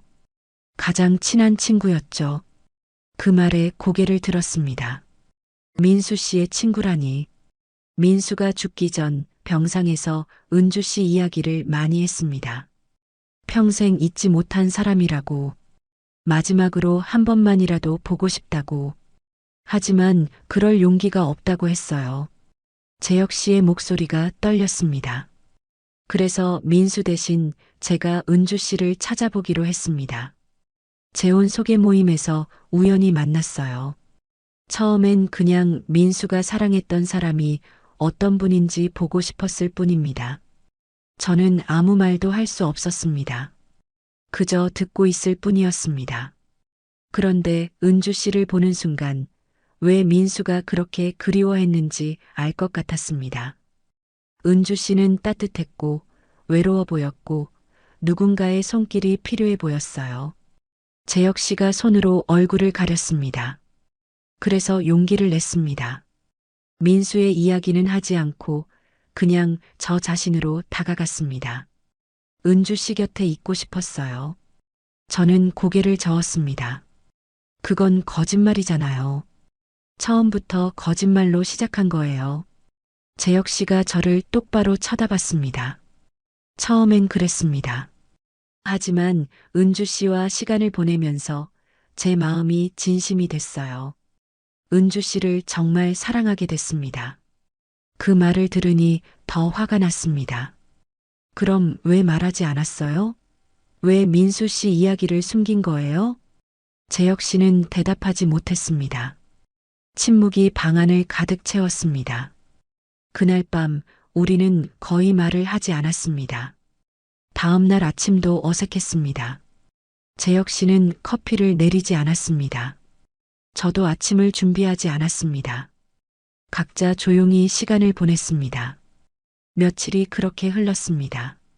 어느 날 저녁 제가 도윤을 다시 만났다는 걸 재혁 씨가 알게 됐습니다. 사진관에 들렀던 도윤이 인사를 하러 집에 왔던 겁니다. 재혁 씨와 마주친 거죠. 도윤이 떠난 뒤 재혁 씨가 물었습니다. 민수 아들을 만난 거예요? 저는 고개를 끄덕였습니다. 편지를 전해주러 왔어요. 재혁 씨의 얼굴이 굳었습니다. 당신 아직 그 남자 잊지 못한 거죠? 그의 목소리엔 질투가 섞여 있었습니다. 처음 듣는 목소리였습니다. 무슨 소리예요?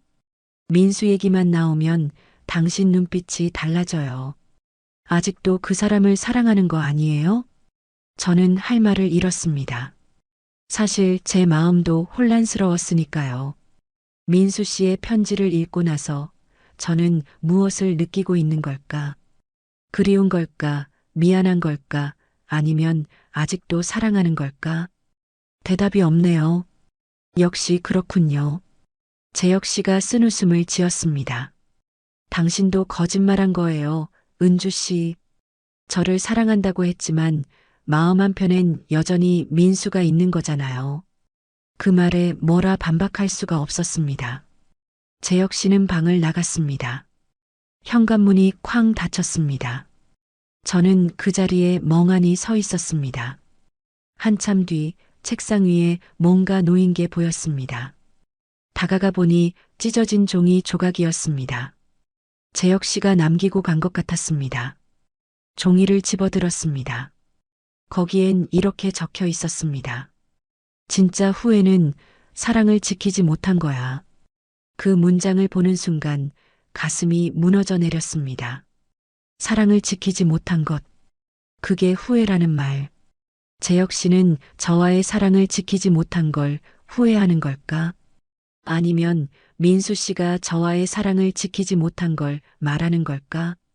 알 수 없었습니다. 하지만 한 가지는 확실했습니다. 지금 이 순간 저는 두 남자 사이에서 길을 잃어버렸다는 것. 과거의 사랑과 현재의 사랑, 그 경계에서 혼란스러워하고 있다는 것. 사랑과 후회. 그 경계가 얼마나 아픈지 그제야 알았습니다. 재혁 씨는 그날 밤 집에 돌아오지 않았습니다. 다음 날도, 그 다음 날도요.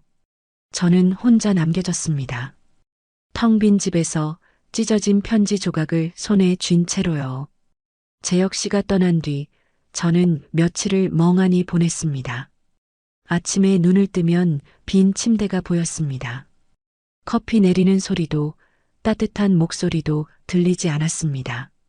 다시 혼자가 된 겁니다. 8년 전 남편을 잃었을 때처럼, 아니 그때보다 더 외로웠습니다. 재혼이 후회스러웠습니다. 이렇게 될 줄 알았다면 처음부터 시작하지 말았어야 했습니다. 민수 씨의 편지도 재혁 씨의 고백도 모든 게 제 마음을 흔들어 놓았습니다. 사진관에 나가는 것조차 힘들었습니다. 손님들과 대화하는 게 웃는 것조차 버거웠습니다. 그저 하루하루를 버티듯 살았습니다. 그렇게 나흘째 되던 날이었습니다. 사진관 문이 열렸습니다. 고개를 들었습니다. 도윤이었습니다. 며칠 전 재혁 씨와 마주쳤던 그 청년이 다시 찾아온 겁니다.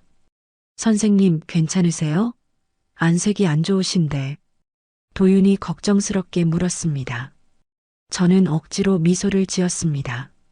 괜찮아요. 요즘 좀 피곤해서. 무슨 일로 왔어요? 도윤은 가방에서 또 다른 봉투를 꺼냈습니다. 이번엔 흰색 봉투였습니다. 지난번 것보다 상태가 좋아 보였습니다. 아버지 책상 서랍을 정리하다가 또 발견했어요.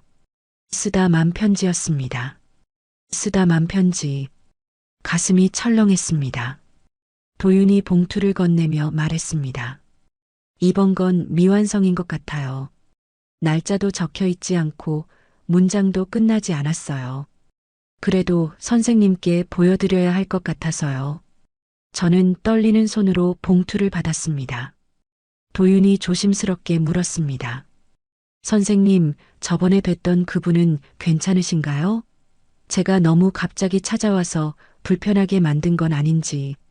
재혁 씨를 말하는 거였습니다. 저는 고개를 저었습니다. 아니에요. 당신 잘못이 아니에요. 도윤은 더 묻지 않았습니다.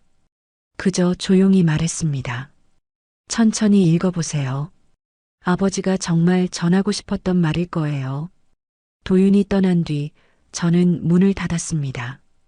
오늘은 더 이상 손님을 받을 수 없었습니다. 뒷방으로 들어가 봉투를 열었습니다. 편지를 꺼냈습니다. 민수 씨의 글씨였습니다. 하지만 이번엔 글씨가 많이 흔들려 있었습니다. 아마 많이 아플 때 쓴 것 같았습니다. 은주야. 여전히 다정한 호칭이었습니다. 눈물이 또 흘렀습니다. 이 편지를 쓰고 있는 지금 내 몸은 많이 아프다. 의사 선생님은 시간이 얼마 남지 않았다고 했어. 이제 정말 마지막인가 보다. 가슴이 아팠습니다. 민수 씨가 얼마나 힘들었을까. 은주야, 내가 죽고 나면 너에게 이 편지가 전해질까? 도윤이가 잘 전해줄까? 사실 자신이 없다. 내가 이미 행복하게 살고 있다면 이런 편지가 오히려 방해가 될 것 같아서 민수 씨는 마지막 순간까지도 저를 걱정했던 겁니다. 그래도 꼭 하고 싶은 말이 있어. 은주야, 언젠가 내가 다른 사람 곁에 있더라도 그 사람을 사랑해줘. 그 문장을 읽는 순간 숨이 멎었습니다.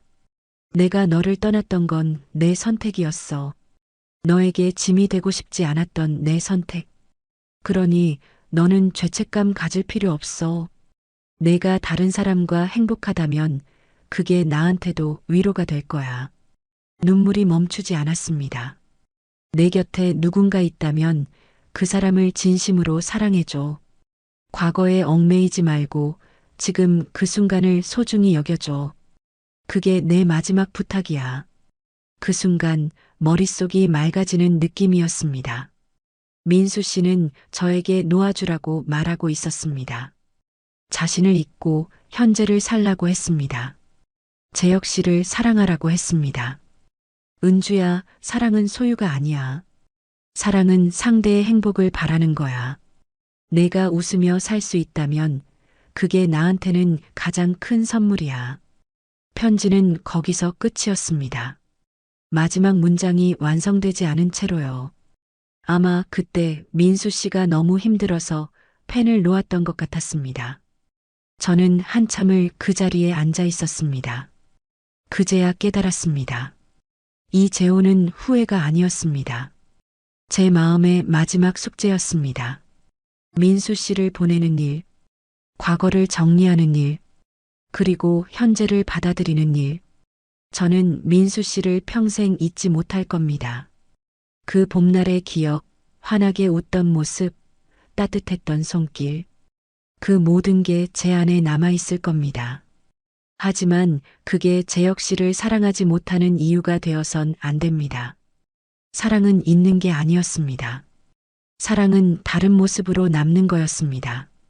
민수 씨는 제 마음속 봄날로 남을 겁니다. 그리고 재혁 씨는 제 곁에 현재가 될 수 있습니다. 저는 일어났습니다. 핸드폰을 집어들었습니다.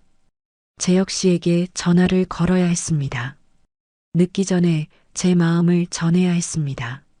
하지만 전화기를 들고 망설였습니다. 재혁 씨는 저를 용서해 줄까요? 제 흔들리는 마음을, 제 혼란을 이해해 줄까요? 그때 문득 민수 씨의 마지막 문장이 떠올랐습니다. 그 사람을 진심으로 사랑해줘. 그래요. 진심으로 사랑해야 합니다. 과거에 매달리지 않고 현재를 온전히 받아들여야 합니다. 저는 숨을 깊이 들이쉬고 전화를 걸었습니다. 신호음이 울렸습니다. 한참을 기다렸지만 재혁 씨는 받지 않았습니다. 다시 걸었습니다. 이번에도 받지 않았습니다. 불안이 밀려왔습니다. 혹시 너무 늦은 건 아닐까? 이미 재혁 씨 마음이 돌아선 건 아닐까? 저는 외투를 걸쳤습니다. 직접 찾아가야겠다고 생각했습니다. 재혁 씨가 어디 있을지 알 것 같았습니다. 재혁 씨를 찾아 나섰습니다. 그가 있을 곳은 한 군데뿐이었습니다. 우리가 처음 만났던 공원. 재혁 씨는 힘들 때마다 그곳에 간다고 했었습니다.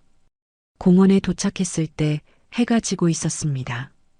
벤치에 앉아 있는 재혁 씨의 뒷모습이 보였습니다. 어깨가 축 처져 있었습니다. 저는 천천히 그에게 다가갔습니다. 재혁 씨, 제 목소리를 듣고 재혁 씨가 돌아봤습니다.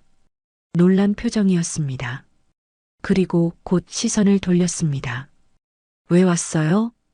그의 목소리는 지쳐 있었습니다. 저는 그 옆에 앉았습니다. 할 말이 있어서요. 재혁 씨는 대답하지 않았습니다.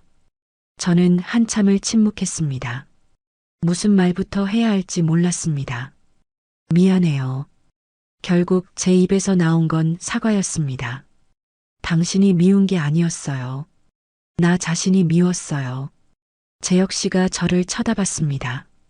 저는 계속 말을 이었습니다. 민수 씨의 편지를 받고 혼란스러웠어요. 과거의 기억이 되살아나면서 제가 무엇을 느끼고 있는지 알 수 없었죠.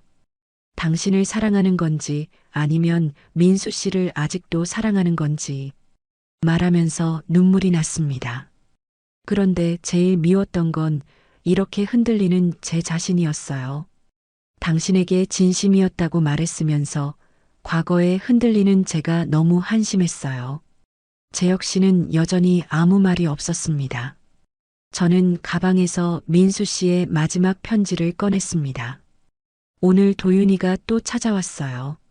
민수 씨가 쓰다 만 편지를 가져왔죠. 편지를 펼쳐 재혁 씨에게 보여줬습니다. 그는 천천히 글을 읽었습니다. 한참 뒤 그가 조용히 말했습니다. 역시 민수답네요. 민수 씨는 저에게 당신을 사랑하라고 했어요. 과거에 얽매이지 말고 현재를 살라고 했죠. 재혁 씨의 눈가가 붉어졌습니다. 하지만 저는 그럴 자격이 없는 것 같아요. 은주 씨, 처음부터 거짓말로 시작했잖아요. 민수의 친구라는 걸, 은주 씨를 알고 접근했다는 걸 숨겼어요. 재혁 씨가 고개를 숙였습니다. 제가 비겁했어요. 진실을 말하면 은주 씨가 떠날까봐 두려웠어요. 그래서 계속 숨겼죠. 그런 제가 은주 씨를 사랑한다고 말할 자격이 있을까요? 저는 재혁 씨의 손을 잡았습니다. 그의 손은 차갑고 떨리고 있었습니다. 자격이 없는 건 저도 마찬가지예요. 당신과 결혼하고도 과거의 사랑 때문에 흔들렸잖아요. 우리는 한참을 말없이 앉아 있었습니다. 석양이 공원을 붉게 물들이고 있었습니다. 재혁 씨가 먼저 입을 열었습니다. 은주 씨, 우리 이만 놓아줘요. 심장이 철렁했습니다. 이혼하자는 거예요? 재혁 씨가 고개를 끄덕였습니다. 서로에게 상처만 주고 있어요. 이렇게는 안 되겠어요. 하지만 은주 씨는 아직 민수를 보내지 못했어요. 그리고 저는 그런 은주 씨를 보면서 괴로워요. 이건 사랑이 아니에요. 집착이고 두려움이에요.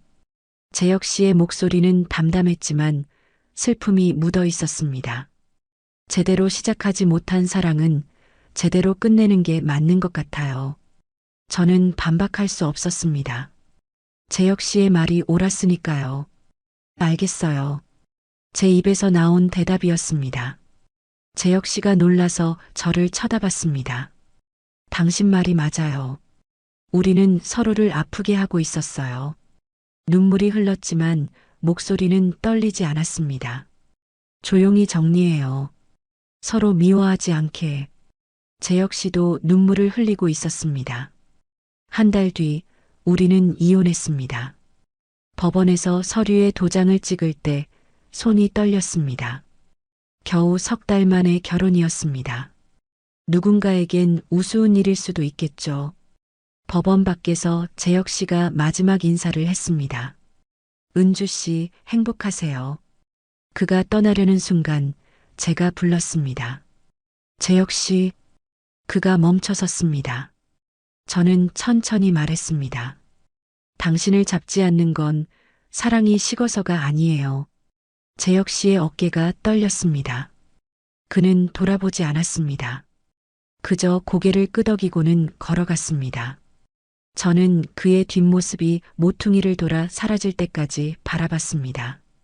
그날 밤 집으로 돌아왔을 때 텅 빈 방이 저를 맞았습니다. 재혁 씨의 물건들은 이미 모두 치워져 있었습니다. 마치 처음부터 없었던 것처럼요. 저는 사진관 뒷방으로 갔습니다. 도윤이 처음 왔을 때 함께 가져왔던 오래된 필름 봉투가 생각났습니다. 민수 씨가 남긴 필름들이었습니다. 그동안 인화할 용기가 없었습니다. 그 안에 무엇이 담겨 있을지 두려웠으니까요. 하지만 이제는 괜찮았습니다. 저는 필름을 꺼냈습니다. 오래된 35mm 필름이었습니다. 조심스럽게 현상에게 담갔습니다. 천천히 이미지가 떠올랐습니다. 첫 번째 사진이었습니다. 벚꽃나무 아래 서 있는 젊은 여자. 바로 젊은 날의 저였습니다. 환하게 웃고 있었습니다. 두 번째 사진. 캠퍼스 벤치에 앉아 책을 읽는 모습. 세 번째 사진. 민수 씨와 함께 찍은 사진이었습니다. 누군가 찍어준 것 같았습니다. 우리는 나란히 서서 웃고 있었습니다. 사진 속 두 사람은 너무나 행복해 보였습니다. 눈물이 또 흘렀습니다. 하지만 이번엔 슬픔만은 아니었습니다. 감사함도 섞여 있었습니다. 그때 그 순간이 있었기에 지금의 제가 있는 거니까요. 저는 사진을 말렸습니다. 그리고 작은 앨범에 정리했습니다. 이제 이 사진들은 제 과거가 되는 겁니다. 아름다운 기억으로 남는 거죠. 사진을 정리하면서 저는 깨달았습니다. 인화한다는 건 단순히 사진을 만드는 게 아니었습니다. 기억을 정리하는 일이었습니다. 과거를 받아들이고 제자리에 놓아주는 일이었습니다. 민수 씨도 재혁 씨도 이제 추억이 되는 겁니다. 아픈 추억도 따뜻한 추억도 모두 제 안에 남겠죠. 하지만 이제 저는 앞으로 나아갈 수 있을 것 같았습니다. 이혼한 뒤 석 달이 흘렀습니다. 처음 한 달은 힘들었습니다. 아침에 눈을 뜨면 또다시 혼자라는 사실이 무겁게 눌렀습니다. 재혼이 실패로 끝났다는 사실이 저를 괴롭혔습니다. 주변 사람들도 걱정했습니다. 친구들은 안타까워했고 아이들은 괜찮냐며 자주 전화를 했습니다. 저는 괜찮다고 대답했지만 사실 괜찮지 않았습니다. 하지만 시간이 지나면서 조금씩 달라졌습니다. 매일 아침 사진관에 나가 일을 했습니다. 손님들을 맡고 사진을 인화하고 오래된 앨범을 정리했습니다. 그러다 보니 하루하루가 조금씩 가벼워졌습니다. 어느 날은 동네 할머니가 찾아왔습니다. 돌아가신 남편과 찍은 오래된 사진을 복원해달라고 하셨죠. 흐릿한 흑백 사진이었습니다.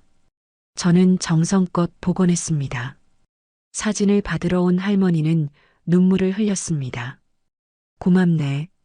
이 사진만 보면 그이가 옆에 있는 것 같아. 그 말을 들으며 저도 눈시울이 붉어졌습니다. 사진이란 게 그런 거였습니다.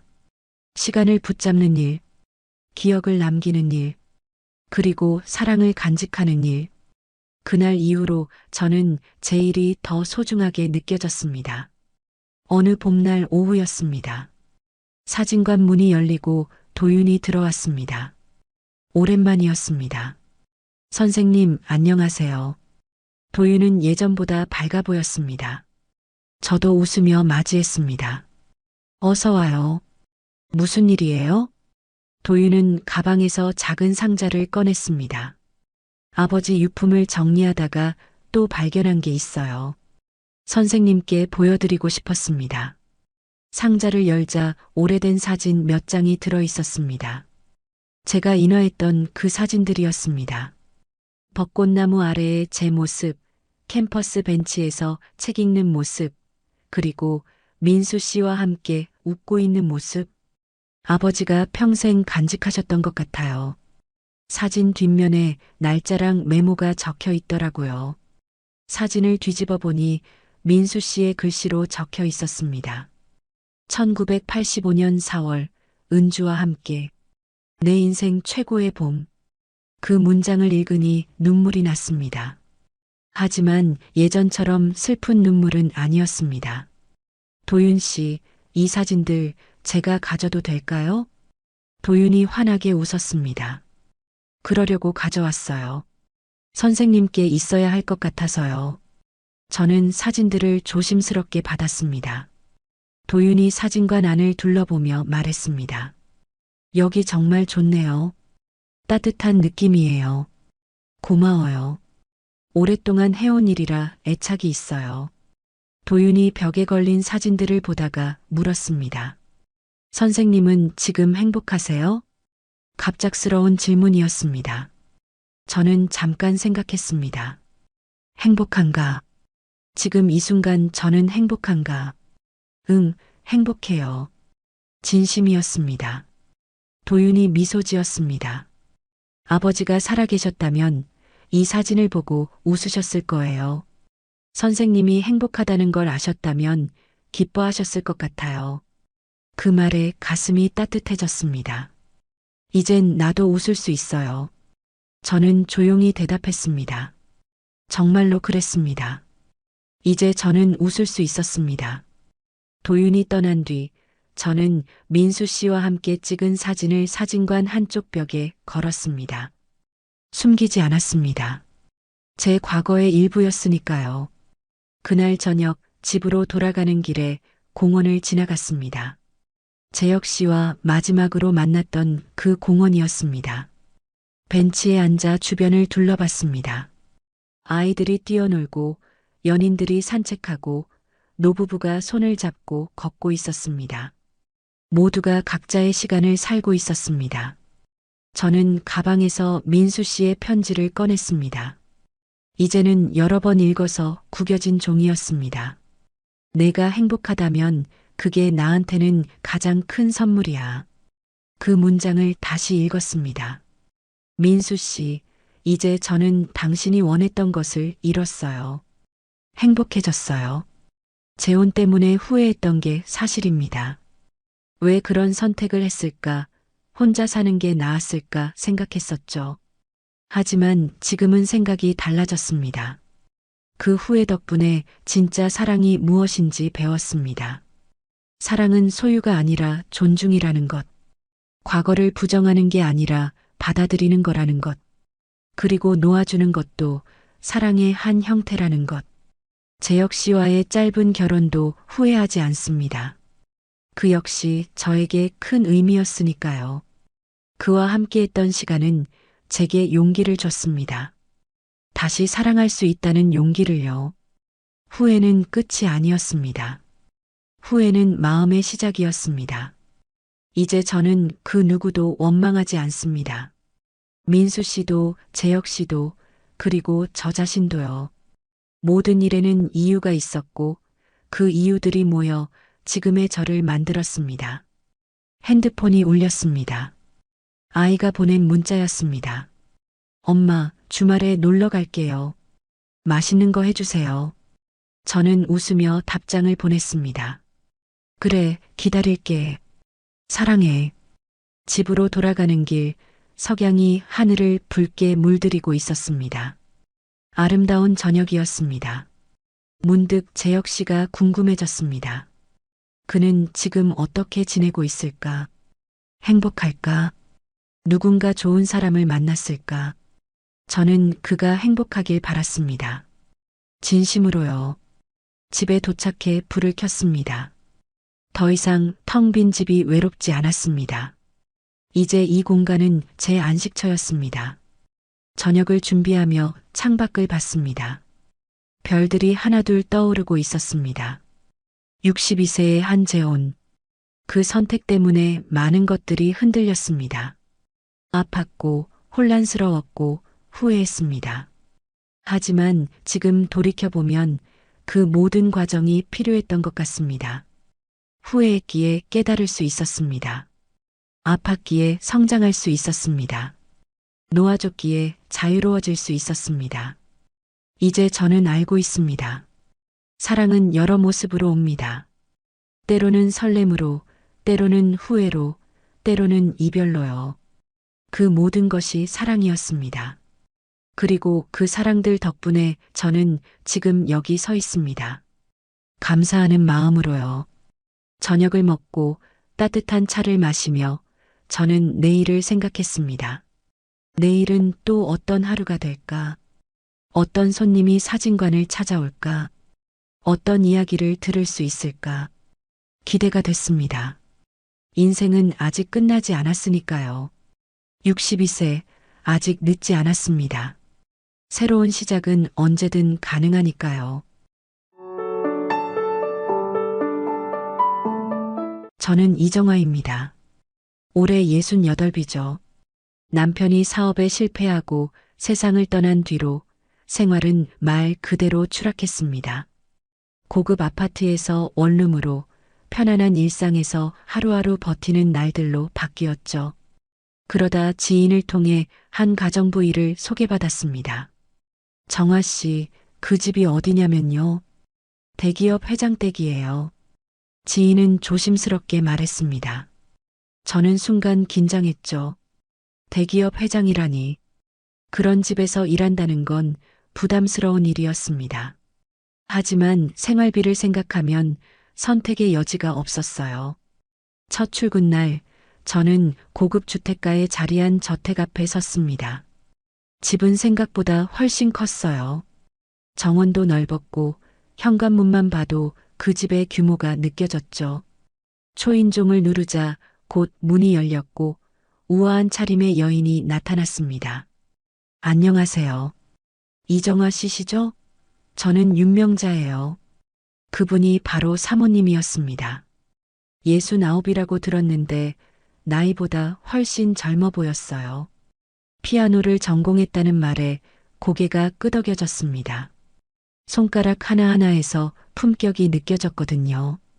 편하게 일하시면 돼요. 크게 어려운 건 없을 거예요. 명자 씨는 부드럽게 말했지만 저는 왠지 모를 긴장감을 느꼈습니다. 그 집의 공기 자체가 무거웠어요. 조용하고 차분하고 그러면서도 뭔가 억눌린 느낌이 있었죠. 그날 오후 저는 회장님을 처음 뵀습니다. 강태수 회장. 73이라고 들었는데 정말 정정하셨어요. 키도 크고 어깨도 펴져 있고 걸음걸이도 당당했습니다. 나이를 전혀 느낄 수 없었죠. 수고하십시오. 회장님은 저를 스쳐 지나가며 짧게 인사했습니다. 목소리는 낮고 묵직했어요. 저는 고개를 숙이며 답했죠. 네, 회장님. 첫날은 그렇게 지나갔습니다. 청소를 하고 식사를 준비하고 설거지를 하고 평범한 가정부의 일상이었어요. 그런데 저녁 무렵 뭔가 이상한 걸 느꼈습니다. 명자 씨가 거실에 앉아 있었는데 표정이 묘하게 굳어 있었어요. 회장님은 서재에 계셨고 두 사람 사이에는 말이 없었습니다. 부부인데도 대화가 거의 없더군요. 저는 그게 이상했습니다. 그날 밤 저는 객실에서 잠을 청하려 했습니다. 그런데 복도 저편에서 소리가 들렸어요. 작은 신음 같은 소리. 처음엔 누군가 아픈 건가 싶었습니다. 하지만 그 소리는 고통이 아니었어요. 뭔가 다른 느낌이었죠. 저는 침대에 누워 눈을 감았지만 잠이 오지 않았습니다. 소리는 계속됐고 저는 이불을 귀까지 끌어올렸어요. 왠지 모를 불안감이 밀려왔습니다. 다음 날 아침 명자 씨는 평소처럼 우아하게 아침을 드셨습니다. 하지만 눈가에 피로가 짙게 깔려 있었어요. 화장으로 가렸지만 저는 느낄 수 있었습니다. 그 피로가 단순한 피로가 아니란 걸요. 정화 씨, 커피 한 잔 더 주시겠어요? 명자 씨가 말했습니다. 저는 고개를 끄덕이며 커피를 따라드렸죠.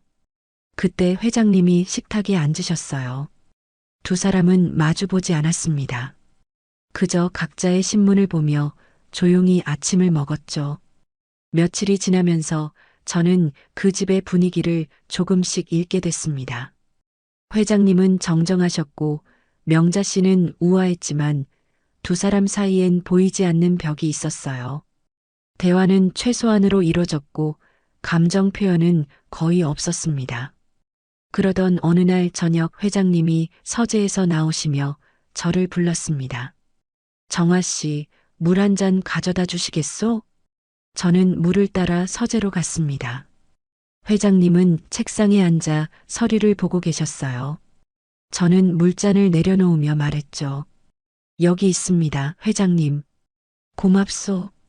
회장님은 잠시 저를 바라보셨습니다. 그 시선이 무겁게 느껴졌어요. 뭔가 말하고 싶은 게 있는 것 같았지만 결국 아무 말도 하지 않으셨죠.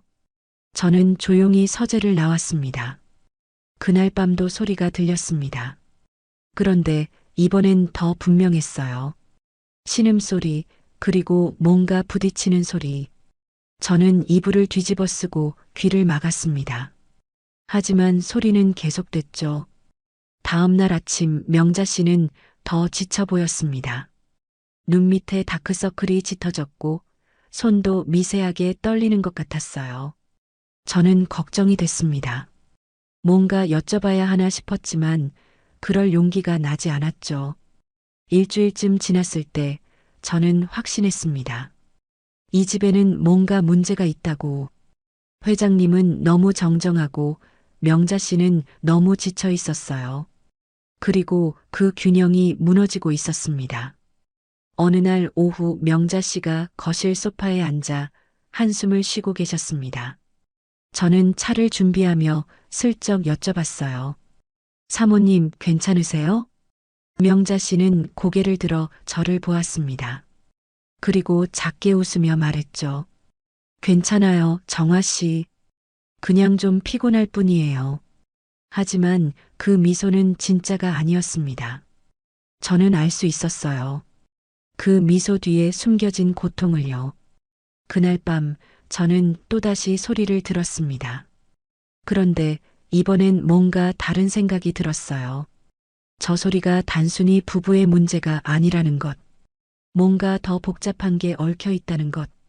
그리고 그 중심에 회장님의 왕성한 체력이 있다는 것을요. 일주일이 더 지났고 저는 점점 더 그 집의 진실에 가까워지고 있었습니다.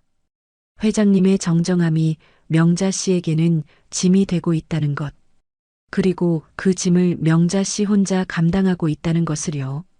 저는 매일 밤 그 소리를 들으며 생각했습니다. 저 안에서 무슨 일이 벌어지고 있는 걸까? 그리고 저는 이 집에서 어떤 역할을 하게 될까? 그렇게 한 달쯤 지났을 무렵 명자 씨의 피로는 더욱 깊어졌습니다. 화장으로 가려도 가려지지 않을 정도였죠. 저는 매일 아침 그 얼굴을 보며 가슴이 답답해졌어요. 뭔가 여쭤보고 싶었지만 함부로 개인적인 영역을 침범할 수 없었습니다. 그러던 어느 저녁이었습니다. 회장님이 외부 모임에 나가신 날이었죠.